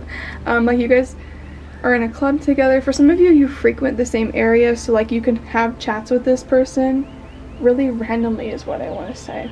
For others of you, I'm hearing it's like an online thing, like you guys have a connection somehow online. For others of you, I'm feeling it's more of a interesting. I'm hearing like you read stuff by this person. Like, this person isn't necessarily a physical pillar in your life, but there's somebody you can turn to. No, this is weird though. Like, I don't know if they have, like I was saying online a second ago, they have stuff online that you can read and watch and stuff, but it's like you know of them, but I was mentioning like a work thing earlier. What is that about? I'm gonna pull another card for that. What is the work thing I keep picking up on in relation to Queen of Wands? Because I don't feel like it's like a person who already has an established thing for themselves, because it feels like they're meant to integrate with you. It feels like they're meant to help you with something specific. Yeah, you, the queen, the King of Pentacles is you. And the Four of Cups, yeah, they're meant to help you with work. They're meant to help you feel more like a King of Pentacles rather than a Hermit like you feel right now. I'm gonna place the cards over here even though you can't see them, because they're just bonus cards. But this person's meant to help you untie yourself from things you feel responsible to fixing when it was never meant to be your responsibility in the first place. Maybe in the past you agreed to do certain things because you thought, oh, like it's the right thing to do, but you're not obligated to do those things, is what I want to say. And it's so interesting with this group because I'm not getting specific situations for each of you, but I think you guys know what I'm talking about as I'm talking to each of you. I think there's certain things in your life that you're like, yeah, I kind of over committed myself on this, this, and this. I probably shouldn't have done that. And I feel like this person, I feel like I have to talk from this person's perspective in a way, because it kind of helps you see what it'd be like working with them. Does that make sense? It's like, that's so interesting. I've never done that before. Like me talking like the way this person would with you working with them. Maybe there's somebody who's like a life coach or a reader like I am. I don't know. But somebody who offers advice in some capacity. Maybe they help you with advice in your industry depending on what you're in, which is interesting. It just feels like I have to talk like them to help you see, even if this person's a mystery to you currently, they're not meant to be that forever, and they're meant to help you really get past and get untied to things that dissatisfy you, because you're not meant to settle. You're not meant to be in a life that doesn't serve you. Because you feel very abundant, and yet you're somehow still tied to a bunch of little leeches that just don't deserve your energy. Like I was saying earlier with the Seven of Wands, like you are above these things that are tied to you, and you can move past certain things happening, but it's like this person, interesting. I know I keep saying that. Take a shot every time I say it. But it just feels like, I never like to say that you need a person. People are only a reflection of you and what you have to offer within yourself, right? People come into your life to mirror back what you already possess. So this person's doing the same thing. It's not like they're, I don't want to say that you need them, but they really help you see an aspect within you that you already have, but they help you awaken it and like integrate it into yourself more, if that makes sense. Like the Three of Wands here, they help you walk away from things that no longer serve you. And I want to also say they help you walk out of an era that is dying within you and into a new one that is more soulfully fulfilling. What else do you want to say about this person with group number 2? Thank you. They're all falling on the floor today. Oh my gosh, that's insane. Well, maybe they fell in their specific places for a reason. Okay, so with that, I'm gonna see where it all fell, because that one fell specifically with her cards. I say her because of Queen, not because the Queen has to be a female. We have the Page of Cups that fell with you. Yeah, there's a dreamer lost within you. You're holding yourself back in regards to some of your dreams. What is that? Did it get... No, it's just the bit. Okay, that's just the artwork. I thought I chipped my card for a second. I was not paying attention.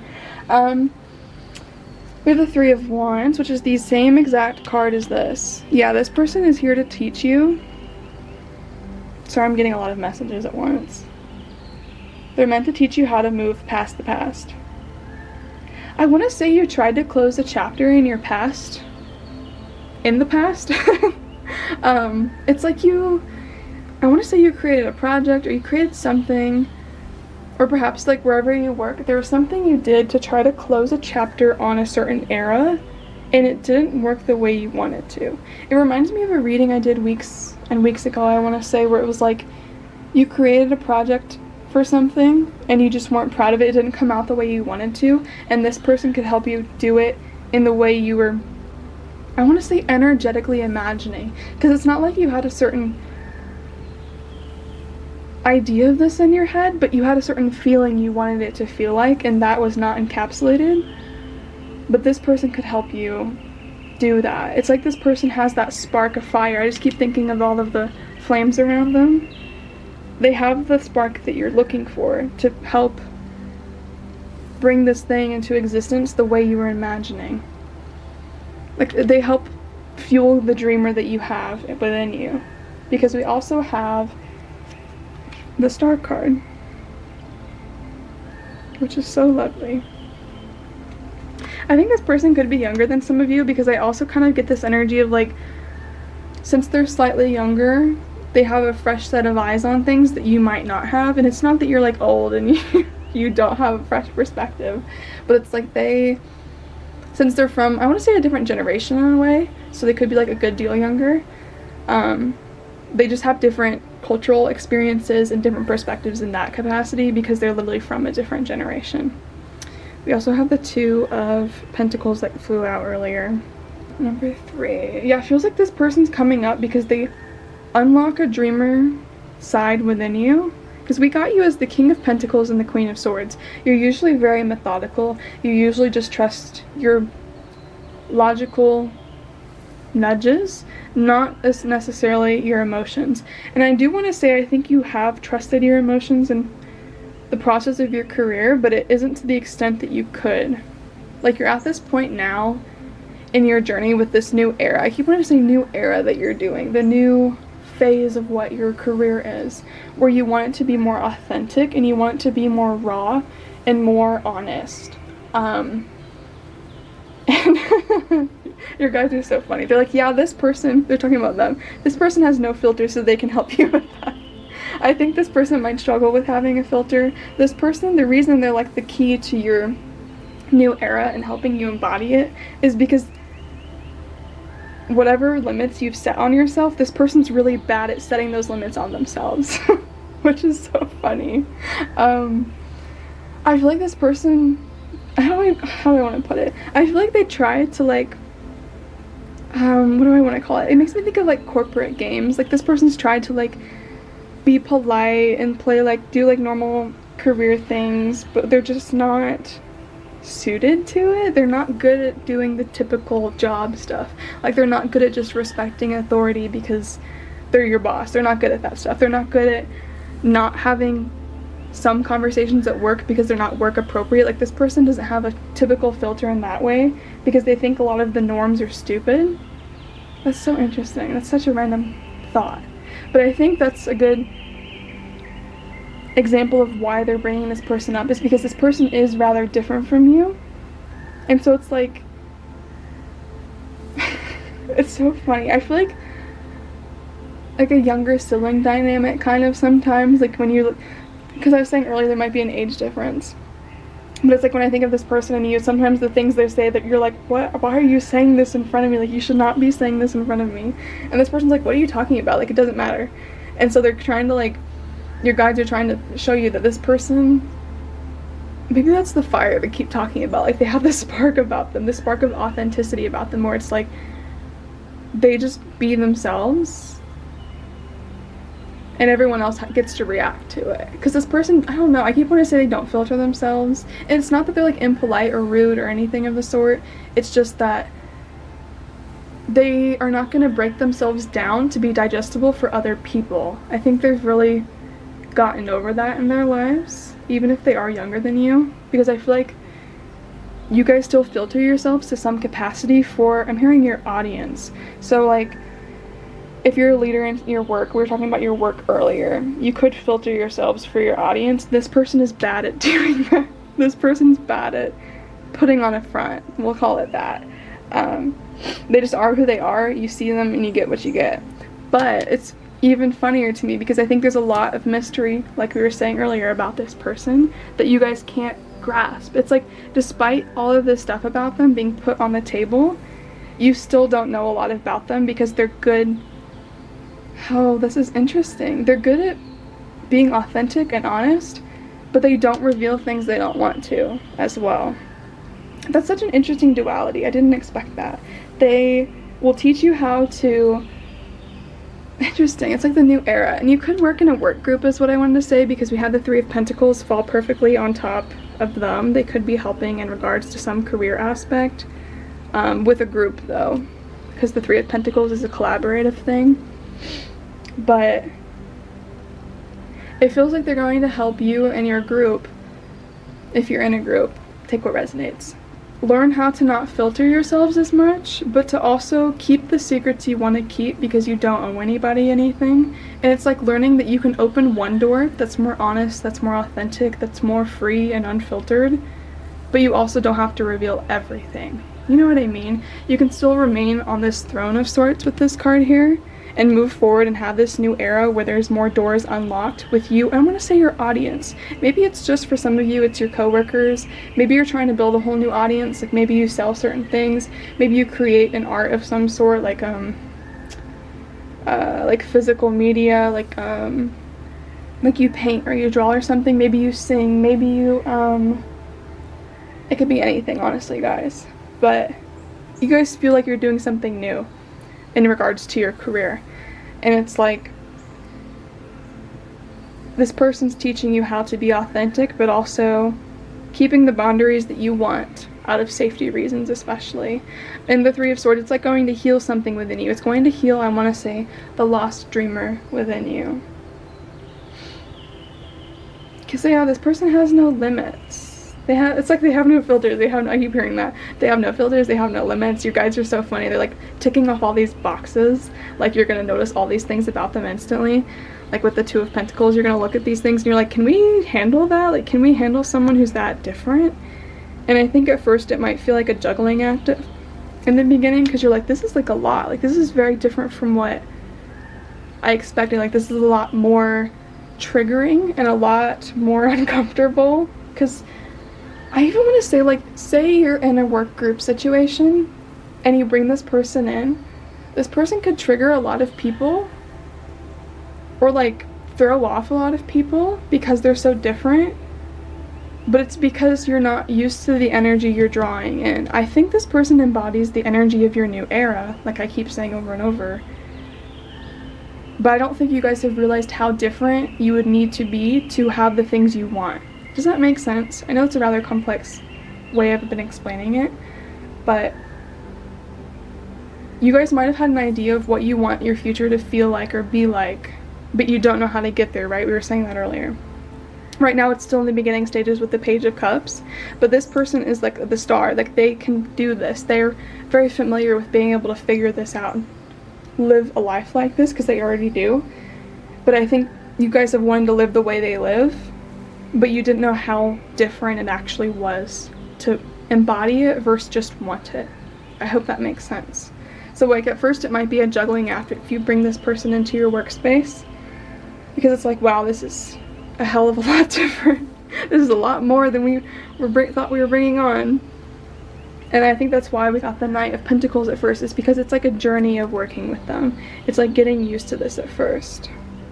But I think this is interesting. I'm hearing with time, and as you guys get more used to this person will be like a lot of people's favorite person to go to and work with or be around. Like, I just feel like people will like to soak up this person's energy because they're so different. So it's like, at first it might be a bit of a shock to be around them, because you're like, oh my god, you're unfiltered all the time, especially if it's a workplace and you need to be more formal sometimes, and this person's not. They're just like chilling and like doing their thing and vibing. But I think with time, this will be everyone's like favorite person to go to. It's very cool, because the Chariot card here, you're gonna see how quickly you guys are moving ahead and changing for the better, which is really awesome. And the Wheel card here, like, you're unlocking doors that you never could have previously. And you're like, wow, like, we did that so seamlessly. I didn't realize we had come this far from where we started. This person's the type of person who helps you go on a journey like that. Like, you're gonna progress so quickly, and it'll be so much more fun, I'm hearing, with this person than it would have been like by yourselves if you're in a group. I keep wanting to use plural for some of you. But yeah, I'm gonna pull a few of these little oracle cards to see if anything else wants to come out for group number 3. Oh my gosh, do you see these stacks we keep getting? I'm gonna take the stack because we have one that fell. We had just 2 more pop out. Alright, we have the, oh my gosh, I was saying this earlier, the blind card. It feels like right now in your lives there's certain things that you just feel blind to being able to solve, but this person is going to really, really help you with these things. Because like we have with the potential card here, they see the potential in things that you might think like need to just be cut out. They could look at it and be like, no, no, no, this has good roots, it has a good base to work with. You just need to do it this way and it'll grow better. You know what I mean? Like, they have a different perspective than you might think.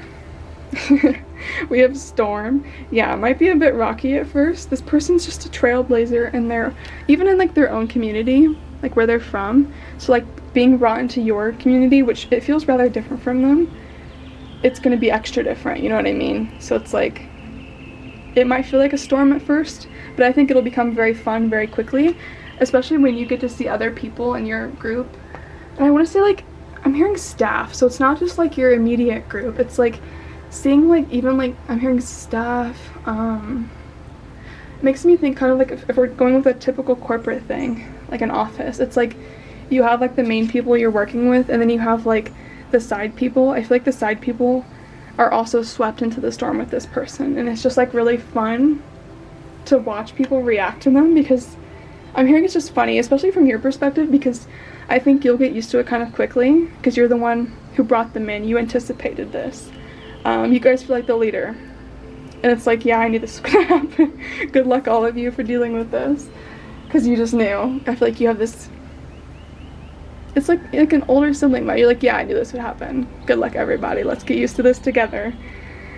And we have Healer. Yeah, they're gonna heal a lot of, I want to say, different people in your community as well.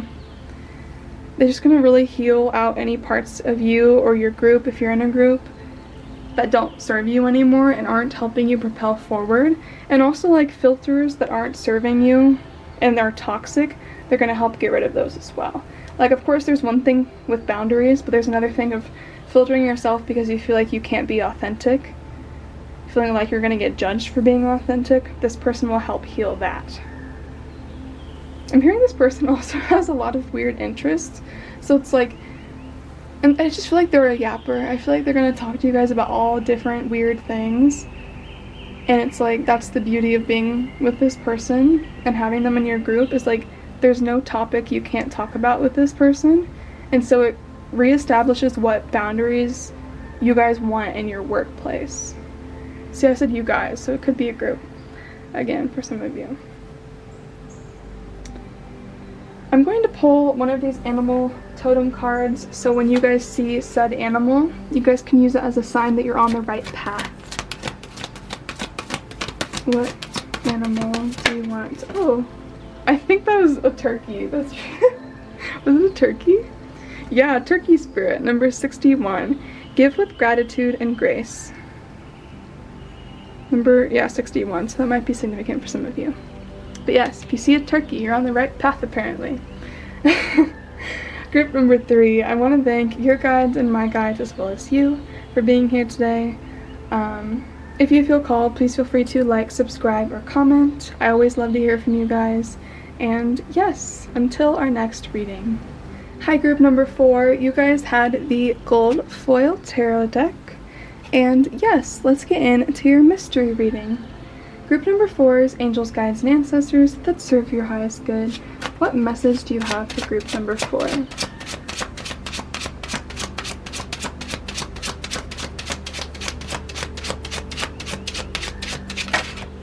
Maybe.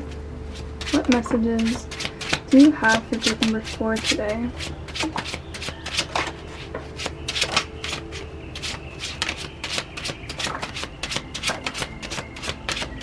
Thank you. And then, can you please clarify the cards that you took out? What does group number 4 need to know today? What does group number 4 need to know? Alrighty, I'm going to organize these cards and we will be right back. Okay, group number 4, your first card is the Fool. Clarifying that is the Hanged Man. And then your second card is the Emperor. Clarifying that is the Tower card. And then we have the Three of Swords. Clarifying that is the Magician. And then last but not least, we have the Sun card. And then clarifying that, we have the Queen of Cups. I always love the way this gold deck looks on camera. It just looks so whimsical and like ethereal. It makes me want to get another foil deck so I can see more of the shimmer. Your guys' reading is so fun. I feel like you guys are about to be taken on a very fruitful, very, your guide said flirty, very light, fun experience is what I want to say. It's like a little fool's journey. I feel like you guys are about to meet somebody who's very, I keep saying this today, but perhaps there's like a cyclical cycle going along with all of you. Somebody who's different from you. You guys are about to meet someone who's different from you. I want to say someone who's a bit younger than you. You guys feel like the Emperor, but also you guys don't feel as burdened or as toxically responsible as some of the other Emperors I've gotten around to today, should I say. You feel very eager to see something with fresh eyes and a fresh perspective, which is why we're starting off this journey with the Fool. So I feel like you guys have been really wanting to garner a new, fresh perspective on your life, and I think it kind of feels hard to do that. I actually want to pull some cards as to why. It feels like there's a weird blockage with new perspectives around you, but it doesn't feel like it's your fault. Why is there blockages with a new perspective around them? Yeah. So it feels like you're... Ooh, it's just fun. I'm hearing your family, your friends, people who you consider your family. There's a big cycle wrapping up to do with them right now, especially with the world card here. I was saying earlier cyclical, and then we get the circle with the world coming out. A cycle ending. You guys have a cycle that's closing within your group right now. I've been getting groups.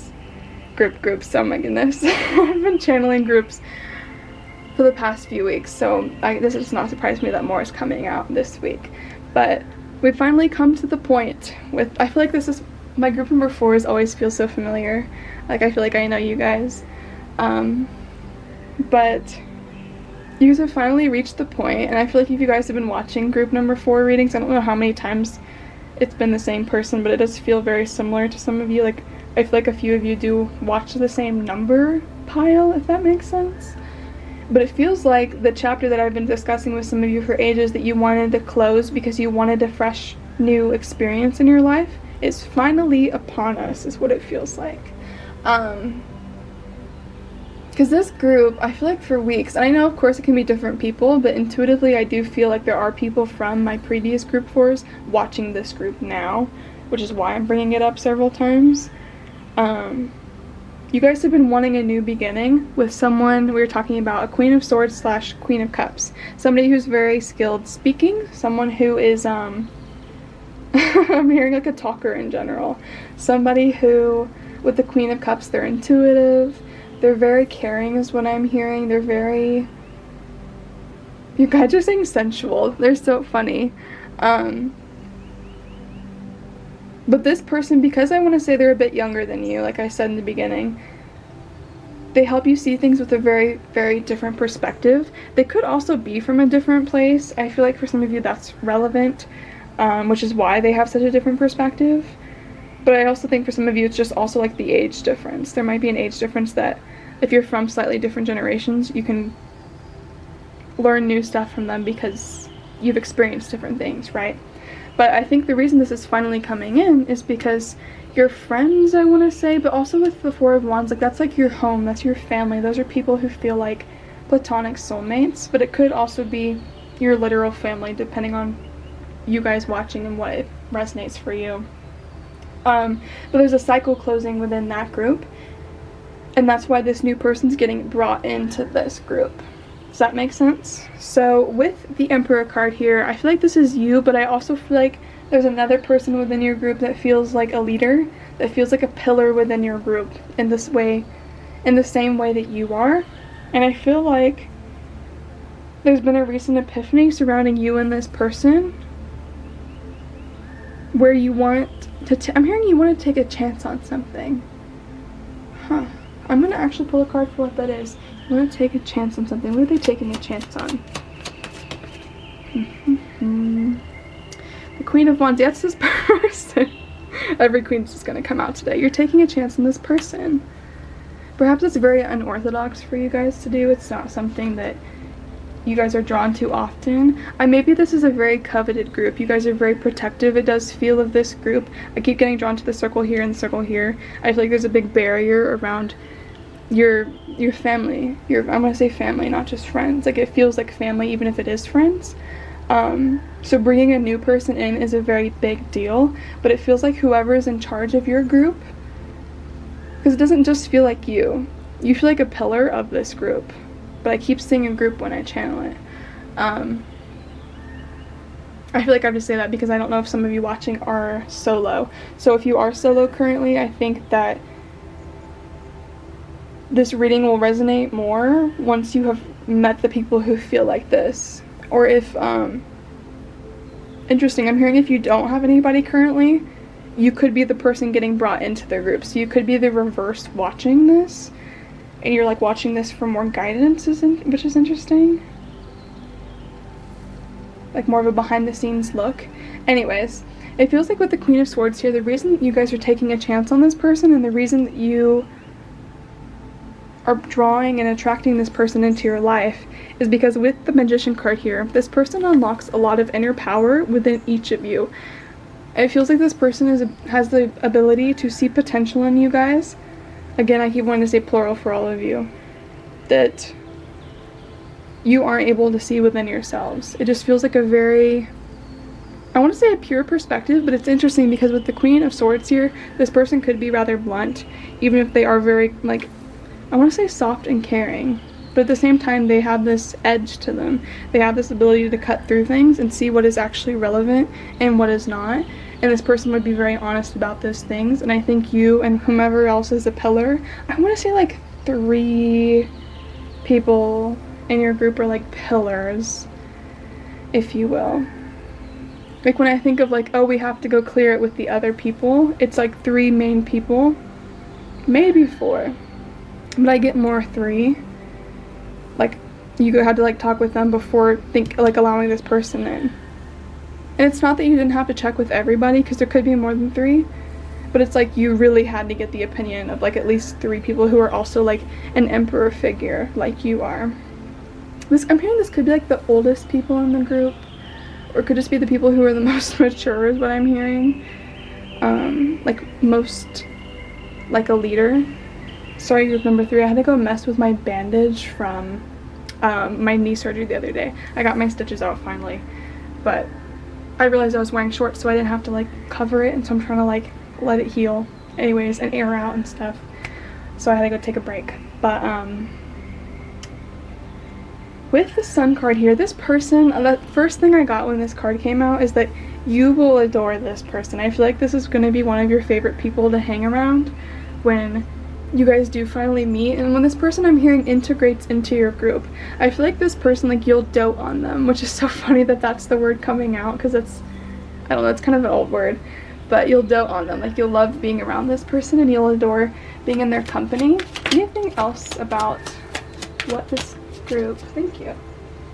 Yeah, like, I'm hearing you have like this mentoree perspective with this person, which is funny because I feel like this person is a very much a catalyst for you and your group, because like the King of Pentacles here, you're definitely probably older than them, like I keep saying, but the Wheel of Fortune here, like this person helps unlock a lot of paths for you and your group that you couldn't see previously. But I feel like you mentor them in different ways. Maybe you mentor them in more of a career-focused way with the King of Pentacles coming out. Like, you help them sort out their career. Also, if you're bringing them into your inner circle, it could be a work thing. And it's like, you're bringing them into this, and that's not something that's been done before. Because I was saying earlier, it does feel very new. It doesn't feel like that's something that you've ever done before with the Tower card. And it's a bit risky in a way to bring I'm hearing bring an outsider into the group. That's what I keep hearing. It just feels risky because it's not that you think this person has malicious intentions, but it's just something you've never done before. It's something very new with the Wheel of Fortune here. It's like a new tide is turning is what I hear. I'm hearing this person for you specifically in your perspective is going to be a fresh breath of air. It's like finally there's someone who's just normal is what I'm hearing, which is so funny. It makes me wonder what your work environment's like, because it just feels like you're like, finally there's someone normal and someone real. Like, we needed this. Which is so funny because if you guys are linked to any of the other groups today, I feel like there was another group where it was like a storm for them to get used to this person, but for you, you're like, no, this is great. Like, I needed this person 5 years ago. It's so funny. I think you and this person will be like a duo for a bit. Like, if this person doesn't ever know what to do, or if they like feel awkward or anything, they'll go to you and be like, I'll just go stand by him because I feel safest with him than anyone else. Like, I feel most comfortable with him, which is so cute. I want to see if there's like actual messages though about what you need to know at this time, and not just me blabbering about this person. What does group 4 need to know at this time? Thank you. Oh my gosh, guys, we got another queen. We got all the queens out now. That's crazy. Okay, so this card is literally the Queen of Pentacles. So we've got the Queen of Wands, Swords, Cups, and Pentacles. For this, with this person, I think this means this person is very multifaceted, and their ability to help unravel all of your guys' perspectives. There's not one thing this person can't do in regards to helping you guys close this chapter and open new doors. This person is going to be very, very skilled with helping you achieve the life that you and your group wants to obtain, and like also maintain it. Like it's not going to be something that slips through your fingers and you can't ground it into your reality. It's going to be something very doable because this person is very good. And it doesn't feel like, I feel like this person lacks experience career-wise because they're young. But I want to put it like they're like a prodigy in their area. Like, this person sees things from a very, very fresh perspective. Clearly we have the Queen of Cups, Pentacles, Wands, and Swords. They see things through all perspectives. And that's why they're so, I'm hearing coveted. Like, this person, when they're in your circle, because I'm hearing the same thing with like how your circle's coveted. Once this person's with you guys, and once people hear what this person does for you and how they help you guys, I want to say, like, shift your era. This person will be very desired to help other people do the same exact thing that they did for you. And I feel like I need to tell you guys that because it might be a lot at first for this person to handle. Like, it makes me think of a work situation where it's like, say they were working with you for like a few months and you guys, I don't know, I want to say blow up. This could be an online thing. You guys could have like, I'm hearing online, like art-based things, online, I'm hearing marketing as well. Online business, online something. It could be an arts thing too, I didn't think about that. Like, it just makes me think when people blow up online. I feel like this person's, it's not that they market you to blow up, it's that the new energy they're shifting you into is very attractive to what society needs right now. And it's also very authentic with you guys, right? I think that your group's trying to find a new image. See, I keep channeling random things and I'm like, oh, that's what this is about? I'm not conscious of what I'm even saying it sometimes until I say it, and I'm like, oh, that's interesting. Into a new image. So perhaps your group, your family group, it could be tied into work since I keep bringing work up. So maybe it's like a 2-in-1, it's friends and also work. Are helping you slide into a new image and a new era. But I feel like they do this very naturally.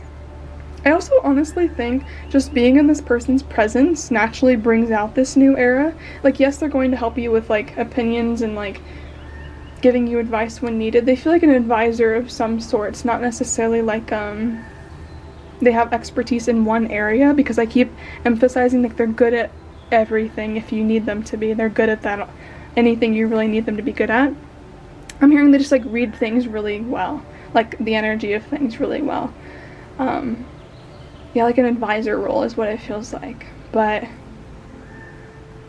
I feel like after this shift happens and people start noticing the shift within your group, it's like people are really going to want to know who did it. Because I think it's going to be that different, as people are going to be like, well, what happened to make this be so different? And it's going to be like something people really talk about. I'm getting also a random message that this person might be somebody in the background. It might be someone more hidden. I don't know why I feel like that. It's very random. Because we have the Sun card here. Like, this person's somebody who has a natural light to them and people naturally gravitate toward them. But I don't think they're good at dealing with that yet. I think they're still getting used to that. And I think you're really going to help them with that, since we said earlier, like, you're already a pillar for people. You're already a leader for people. And someone people look toward. This person hasn't gotten used to seeing themselves through the same perspective, and so I think that'll be a learning curve when they're with you and your group, if that is resonant for you, the group thing. I also feel like there's an Ace of Pentacles here. They're going to help this, like, it's like the new era, like they're bringing in the new era for you. We also got, this is lovely, the Star card and the Sun card.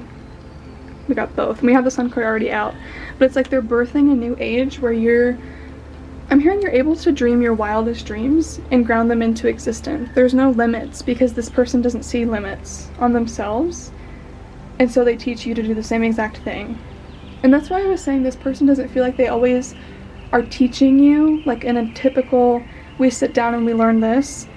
because it feels like just being around this person helps your group see things from a new perspective. I feel like I need to keep emphasizing that, because it's like, it makes me think of the quote, like, I get paid to exist. You guys would want to pay this person just for existing in your vicinity. You just want to like thank them for just being there. It wouldn't surprise me if this person is somebody who like works with you from a distance, and then you guys are like, actually no, we need you like right here with us. Like, actually no, we need you selfishly like right here with us so that we can like soak up some of your energy, because this person just feels unique. And I guess that is very unique, because like we have the Queen of Wands, Pentacles, Cups, and Swords.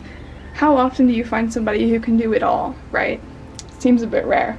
So, and especially someone who can help illuminate your group in both ways. I feel like the Star card makes me think of illuminating something that's within the dark, and the Sun is illuminating something within the light.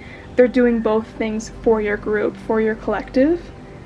Ow, I just keep getting this message of like, people are gonna want to know who did it. People are gonna want to know who caused it.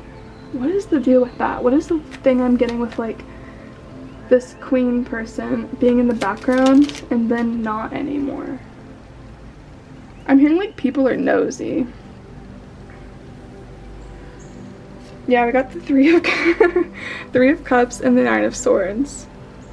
Yeah, this person might have a sudden spark of like people like knowing who they are, which is so interesting. Which is why I was saying blowing up. Like, it wouldn't surprise me if you guys aren't well known now, you might be you definitely could be in the future, because I feel like a lot of people will want to know who this person is in relation to you guys. Sorry, group number 4, my battery died, but what did I want to say? I want to kind of pull cards because I keep getting the energy of this person works in the backgrounds. I might adjust the camera a little bit too, but it's like this person doesn't need to be the forefront of your brand, you know what I mean? Like, this person is a part of the circle, not somebody who everybody needs to know. And yet, because of the effect this person has, it's like everyone wants to know who did it. It's so weird. It's so nosy though as well. I get this weird entitlement from some people where they're like, yeah, we deserve to know who this person is. I want to figure out, what deck do I want to use? I'm going to ask a couple questions. I first want to ask if people are successful in figuring out who this person is. Like, if that's actually something revealed. I think that's what I want to ask first. Do they figure out who the queen person is? Like, what's the deal with you bringing that up? Do they figure out who they are? Is that why you're mentioning it? And this is like a future deal? I'm actually going to pull from the original gold deck, because I feel like when I pull from the clarifiers, I want like fresher energy. Do people figure out who the queen person is? Why are we bringing up that they're a background person? Okay, so I asked if they find out who this queen person is. It just feels really odd, because I think with the the Nine of Swords over there, that's like an anxiety thing. Like, I don't think it's necessarily the queen person's anxiety. Maybe it is like hidden in them, but I don't feel that within them when I tap into their energy. Like, they're scared of people learning they helped you. I don't get that vibe at all. But I think there's a fear on your end as well as your group that if they were to be known, then people, I'm hearing, could pick them apart. That's why I was saying it does feel like this, you guys would be well known eventually, like this brand, that whatever this is for each of you. I don't want to get into like what it is for each of you, because for a general reading it's probably very diverse specific topics, but I feel like you guys would have a worry that like somehow this person being known in relation to you all would be like, I'm hearing it'd be a disservice to this person's light, and it would be I heard your guides are so dramatic, a travesty to their character. Like, it might corrupt the relationship you guys have with them, because we got if they'll be known, and we got the Ten of Pentacles. Like, this person will definitely be known, linked to your, I want to say linked to your legacy. Like, as well as with the Ten of Pentacles here, like, they're known because they're also like intertwined in your guys' energy as you guys work more and more together. The Ten of Pentacles is like they're linked into your legacy, because I said earlier they're going to cause like a shift within all of you, right? If you're in a group. I feel like you have to be in a group with if you're watching this, but if it's not a current thing, then it'll be a future thing for those of you watching who are currently by yourselves. This could be a timeline that some of you are trying to manifesting if you're by yourself, and this is like something that happens way down the line. But I feel like with the Ten of Pentacles here, they're known because they're very, I keep hearing like embedded in you, they're intertwined with you. People know them as somebody that you guys would protect like wholeheartedly. Like they're part, like Nine of Pentacles, like they're part of the family. They're somebody who like has helped you build your dynasty. I keep wanting to use such grand words like legacy and dynasty and stuff. But I will warn you, I asked how this person's known, since clearly like they'll be tied to you eventually, how they get or become known, and we have the Five of Cups. And I'll actually pull one clarifier just to make sure I'm not missing anything. How is the Queen revealed to the public? So the clarifier we got is the High Priestess, which is so interesting because they feel like someone like that. The loss, and then we have, or the loss, the, how do people find out? We got the Five of Cups with the High Priestess. That is so interesting. How do people find out the Five of Cups with the High Priestess? It's like the loss of the, you know, like how High Priestesses are revered for being, like, they're like, I just think of so spiritual advisor again, like how I was saying earlier, like advisors, I kept saying that, they feel like an advisor role. And it's like funny because they're not like a formal advisor in the typical sense, they're just there to like help you energetically, as well as like they can see things very clearly, like they're just another member of the family is what I keep wanting to say. I feel like the reason it's a Five of Cups situation when the identity is revealed is because it wasn't this person's choice. It wasn't like this person chose like, yes, let me reveal this now. It's like someone took that from them. That's why I feel like there's the Five of Cups represented as like, how is this person revealed? It's a loss of their privacy. It's a loss of their, I want to say like I can't even say that word. Anonymity? How do I say that? Anonymity? They're not anonymous anymore, essentially that's what I'm trying to say. And then I asked, why is it a loss, just to make sure, and we actually got the Lovers, which is very interesting. I might even have to pull another clarifier because that is such a distinct one. I might pull from a different deck. I don't want to, like, I want to be able to get different cards because we have so many out. Why is the Lovers coming out for, it's why it's a loss when the Queen's revealed to the public. This is really, really interesting. So when I feel the energy of like when it's revealed that this person is known, this is so, I don't know why this is so dramatic. For some of you it could be way less dramatic than I think. I don't know why it feels like there's so many eyes on this group though. That's what it feels like when I tap into it. It's like there's so many people watching this, there's so many people looking at this. It gives me the vibe of like when something blows up and everyone is just so overly nosy and like parasocial and trying to like dig into something that's never their business. It's that kind of energy. It makes me think of people like kind of like when Chappell Roan blew up and there was a lot of bad press coming out about her like being rude to fans. I don't have any personal opinions on any of that, but it makes me think of that in the way that like, why do we even know this? Why do we know that someone came up to her in her Pilates class? Like, I remember there being random stuff like that, and it's like, why are people doing this, you know? It feels like something like that where it's like people found out this person's identity and it's more of a shock that like people cared enough to dig into it and somehow come across this person or like figure out who it is when it was never their business. I honestly don't feel like I don't want to say the Queen person is unbothered, but it's like I'm hearing they knew it was a risk going into it, so it's like, well, it is what it is. I just find it really interesting that this is coming up now. I guess for whatever reason you need to be aware of this. But another thing with, I asked why it was such a loss, like why the Five of Cups. The Five of Cups is a pretty big loss, and we have the Lovers card here, and then clarifying it we have the King of Wands. Now you guys are represented as the Emperor, so I do not think that the King of Wands is you, but I was saying that you could be in a group situation. Like 90% of you watching this, I'll say 95% of you are in a group, and if you're the 5% that is not, then this is like a way down future timeline thing that it probably doesn't even really benefit you right now to watch this, honestly, if you're not in a group. But I think there's a different person within your group who views this as a loss because of some, I don't even know what to get. That's like feels like it's opening a whole new well of shit, honestly. The Lovers and the King of Wands, like, it's a loss to them because of whatever feelings they have for said person. I don't really want to open that bag of worms. Let me see.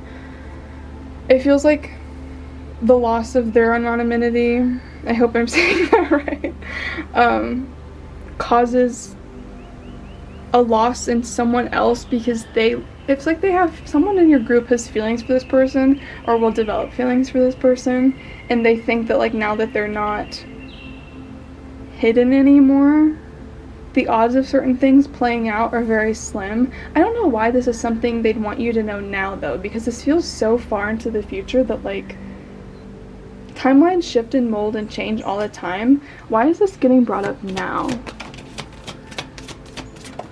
This is so random. We have the Strength card and the Nine of Cups.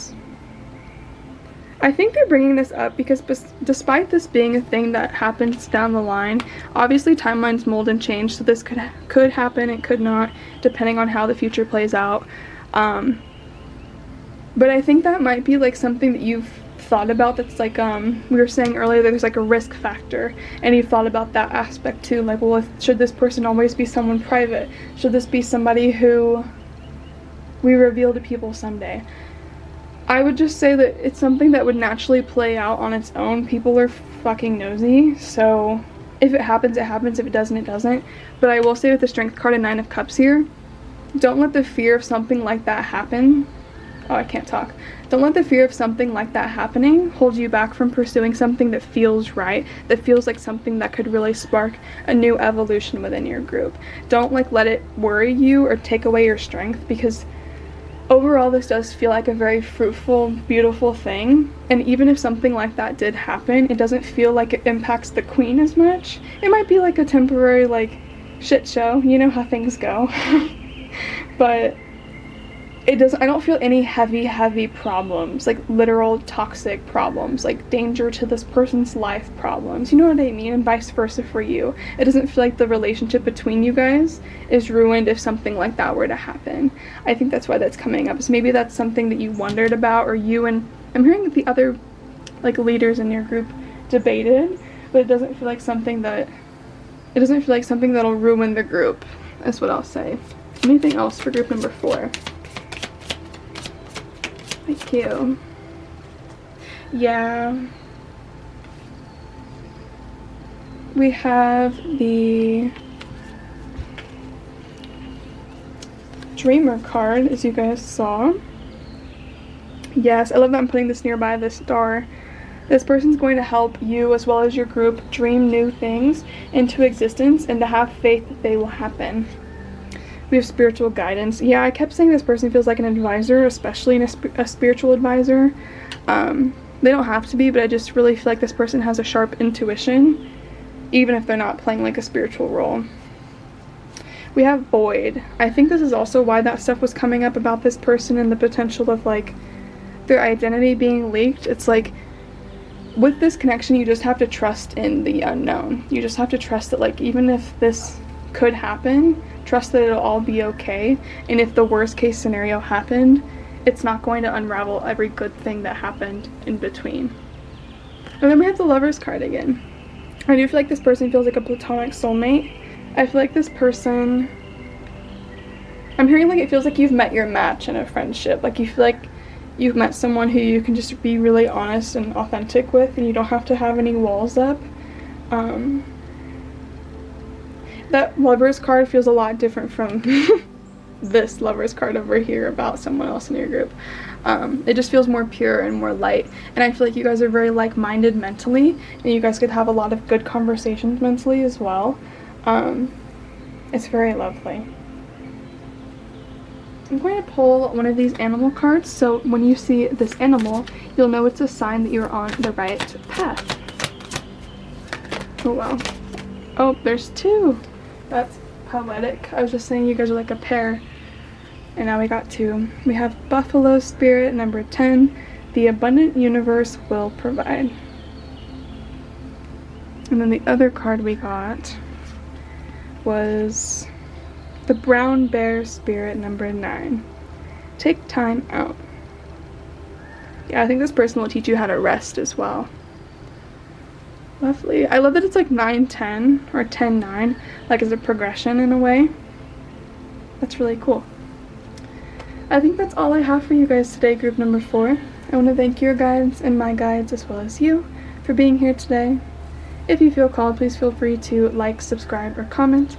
I always love to hear from you guys. And yes, until our next reading. Hi, group number 5. You guys had the Sacred Witch Tarot. And yes, let's get into your reading. Group number 5's angels, guides, and ancestors, let's serve their highest good. What messages do you have for them today? I love this tarot deck. I haven't used it in so long. One more, please. Oh, thank you. And then, can you please clarify the 4 cards you dropped?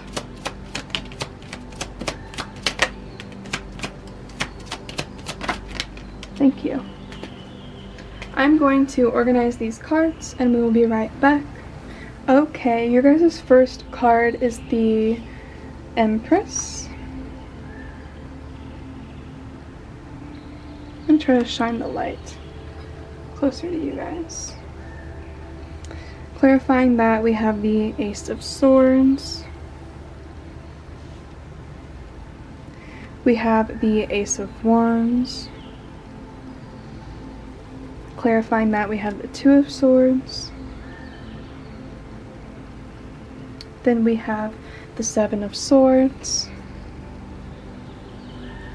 Clarifying this, we have the 10 of Swords. We have the the World. And then clarifying that, we have the King of Wands. Now it feels like in this reading that you guys are the Empress.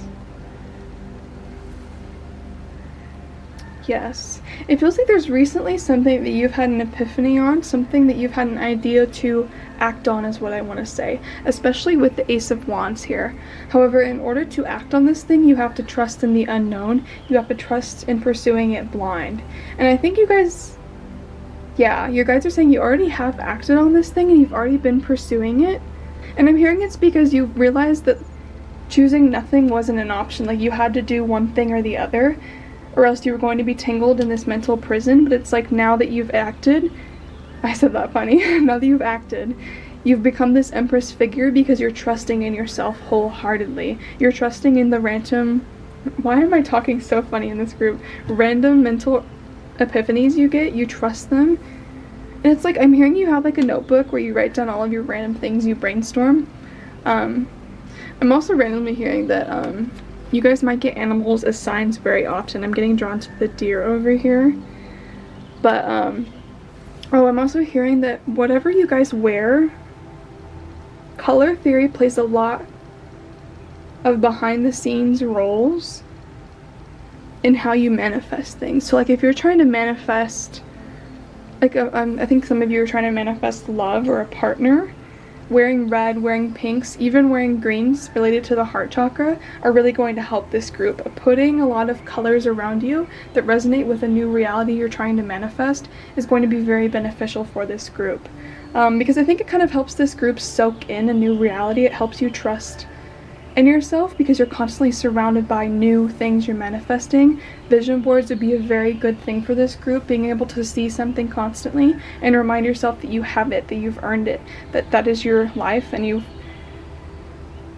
been shown this purpose for a reason and that it's yours, right? It's yours to achieve. Because with the Ace of Wands here, I feel like you're pursuing a passion project that is something you've been contemplating doing for a very long time, and it's like now you're trusting it without a doubt. It's so lovely. I love that it feels like it's like you took the leap that you've been wanting to take for so long and you've been ruminating over for so long, and you finally now have done it.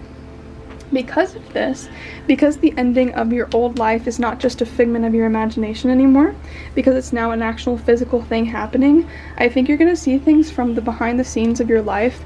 Oh, this is interesting. Things that you weren't able to know previously because you weren't mentally prepared for are now going to be unraveled before you. So you'll see random things like people who you thought were your friends are now being revealed to not be the best people. Like they might have been like secret enemies this whole time. Habits that you thought were really good for you, you're gonna realize like, oh, I probably shouldn't eat this because I'm realizing like after a day of eating that, I'm feeling like really bloated, like certain foods might not resonate with you anymore. So it's like random little things about your life might slowly be morphing, and it might be like you'll have physical confirmations. It makes me think of timeline jumping. I think you guys are timeline jumping, where it's like little things change in your reality and you're gonna notice these little minute things that most people just let slip past their awareness. You're gonna notice them and you're gonna lock onto them as signs that you're on a new path. It's like that's so cute, the birds above, like getting signs of animals. Like you might notice a recurring animal that you see over and over. Literally we have animals in this card too, guiding you even when you don't see them.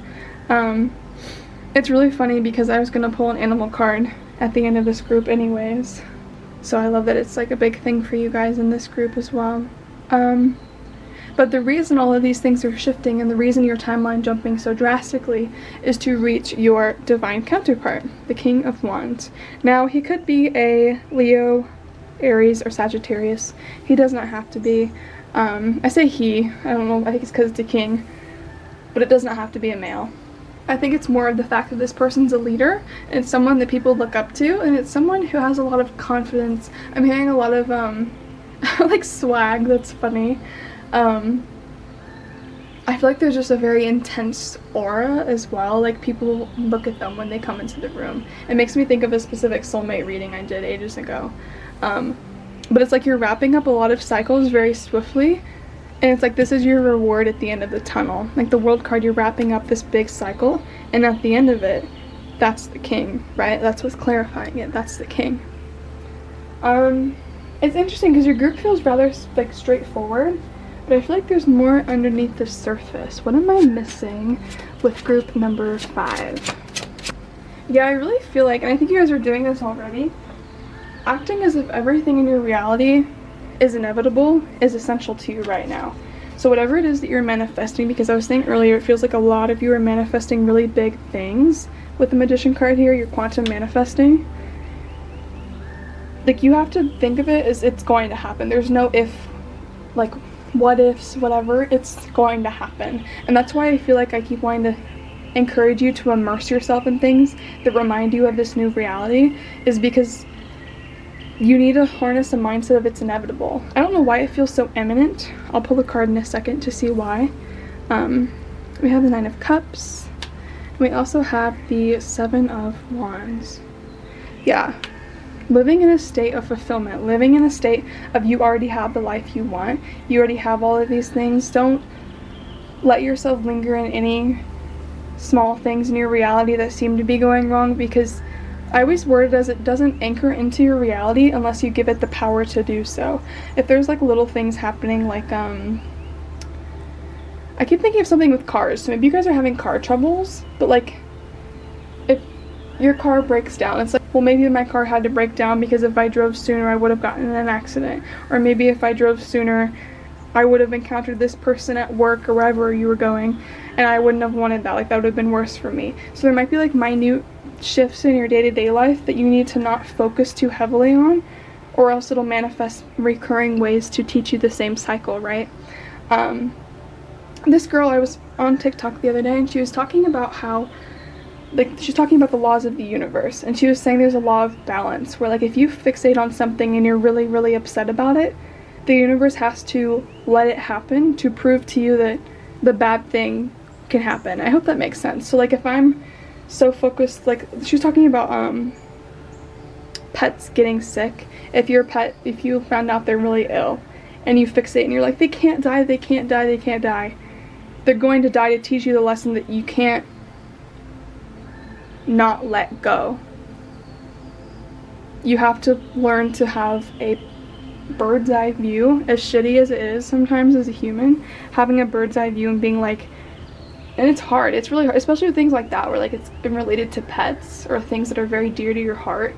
She was saying that she had to learn to think of the positives of if he did die, like, oh, if he died then I would have time to foster this pet, if he died then I would be able to have money for this. And it sounds awful, right, from a human perspective, but it's also like, you can't let something have power over you completely, because then it's going to start to manifest as a lesson. And I think that's something you guys want to make aware of to you guys, because I think there's random little things that might, I'm hearing like they prick into you like thorns. There might be little things in your life like that, like say it's a relationship, like there's friendships or family around you that just trigger you. Try to not let them hold any power over you and try to remain a sovereign being around them. And I think you've been doing that. I just think this reading is kind of just a reminder to keep doing those things, or else you can slip into old patterns again and it will prolong the waiting period of meeting this person. But with the Seven of Wands, just bat away these things and reside in your wish fulfillment energy, because I think you have been doing that. I think you guys have been seeing more and more signs, and after you see this reading, you'll see even more signs that you are on the right path and that you're closing this old chapter. But I just want to say that as a reminder for this group. Is there anything else this group needs to know? I feel like you guys are already ahead of the game. I feel like I'm just here to confirm what you already know. I feel like there's sometimes a group like this where it's like confirming things you already are experiencing, but you're already ahead of the game. Yeah. We have the Ten of Wands. We have the Moon card. Okay, this makes a lot of sense. And we have Temperance. Yeah. So the reason I'm saying these things, these reminders of things that I think you already know, is because there might be a period in the next week or two, is what I'm hearing, that things are going to start picking up very drastically. And it's like the final hurrah of testing before you can get the new timeline, right? Like it's like the 50 things are sent your way to try to test you before you can finally just close the cycle. It's like the final test, if you will. But I think there's about to be a big curveball of these things. I just think of the Ten of Wands, like a lot of burdens that are just so, I'm hearing they're so random. You're like, why are all of these things going wrong right now? To test you, to ensure that you can rise above it and manifest this new timeline. Especially with the Moon, these are going to be things that are very unforeseen. It's going to be things that are very sudden. Probably things that like make you rather emotional, but like if you need to cry, if you need to yell or do whatever, cuss people out, let the emotions be released and then move on and embody your state again. Have moderation with it. Let yourself feel your feelings and then rise back to your, I want to say your Empress state. You guys are already residing in that very, very well. I want to ask a little more about when this meeting will happen, or what energy you'll be in. Yeah, let's ask that. What energy will this person, group number 5, be in when this manifests, so that you know what to look for. We have the Six of Wands. Oh wow, I did not notice it was that blurry. My apologies. Six of Wands reversed. Eight of Swords. Oh, this is fascinating. I don't want to cover the Temperance too much. And then we have the King of Pentacles and the Three of Wands. Yeah, this person is manifesting in the thick of it. That is why it's an integral thing for you to manifest the things you want whilst you're in the chaos storm of things going wrong. Because this person, if you're manifesting and you're residing here at your Empress thing and all this chaos is going down right below you, you're still like resonating up here, right? You're energetically still higher and you're in like a 5D state despite being nearby all this 3D shit, right? That means that this King of Wands, who's also resonating here, can meet you here amidst the chaos despite everything happening below. So if you guys keep maintaining this thing, you guys will meet this person very soon, is what I feel like. I want to say within June. I think I've been saying this for many of you guys watching me, like June, July, August feels like the big thing. However, I want to say you guys might be meeting them very soon, in the sense that I feel like June and July, I'm feeling like the summer months, I keep saying red as well, is like the most important time for you guys. It feels like the most hard-hitting time. And I honestly feel like for you guys, you would encounter this person rather briefly and you'd part ways, and then you would connect, like reconnect again. Like it'd be like your first meeting, and then you'd both go part and you'd work on your own things, and then you reconnect again. I hope that makes sense. I'm going to pull some of these oracle cards. What does group number 5 need to know? Thank you. We've got the Star card. That's so lovely. We've got the Divine. Yeah, you guys feel very tapped in. You guys feel like you're master manifestors. And we have the Sun. I think I got this exact layout with another group with tarot cards. So you guys definitely could have watched another reading. You guys could be my group number 1s, but you also are watching this group. You could have been my queens from group number 1. And this is like your own reading. I love how this is balanced. So I feel like you guys are unlocking hidden things within your subconscious, and they're being illuminated, and you're manifesting things from your dreams into your physical reality. But also with the Sun card here, you're being illuminated to a lot of things happening in your future. You're being shown a lot of knowledge and a lot of, I'm hearing, future timelines for what it is you're meant to have and what it is you're manifesting on a soul level, despite anything happening in your 3D. Like with the Divine here, you are a divine being living a human experience. I feel like you're just operating a level above people right now. It's very, very beautiful. I honestly don't know if there's much else I need to say for you guys, group number 5. You guys, this is very straightforward this time around. I think I'll pull a few of these little paper slips, since I haven't done that for you guys in a bit. Who is this person coming in for group number 5? Who is this person coming in for group number 5? Alrighty. We have family approval. So they would get your family approval, this person coming in. We have plump build. It could be you or them. We have past life, so you'll feel like you've known this person before, or you could have literally shared a past life with them. We have freckles / moles. They could have significant ones. You could have significant ones. I feel like these are more pulled for them though, but some of these definitely could resonate with you since you mirror one another. We have mysterious, which feels like you guys. We have black hair. We have adventurous. We have deep laugh.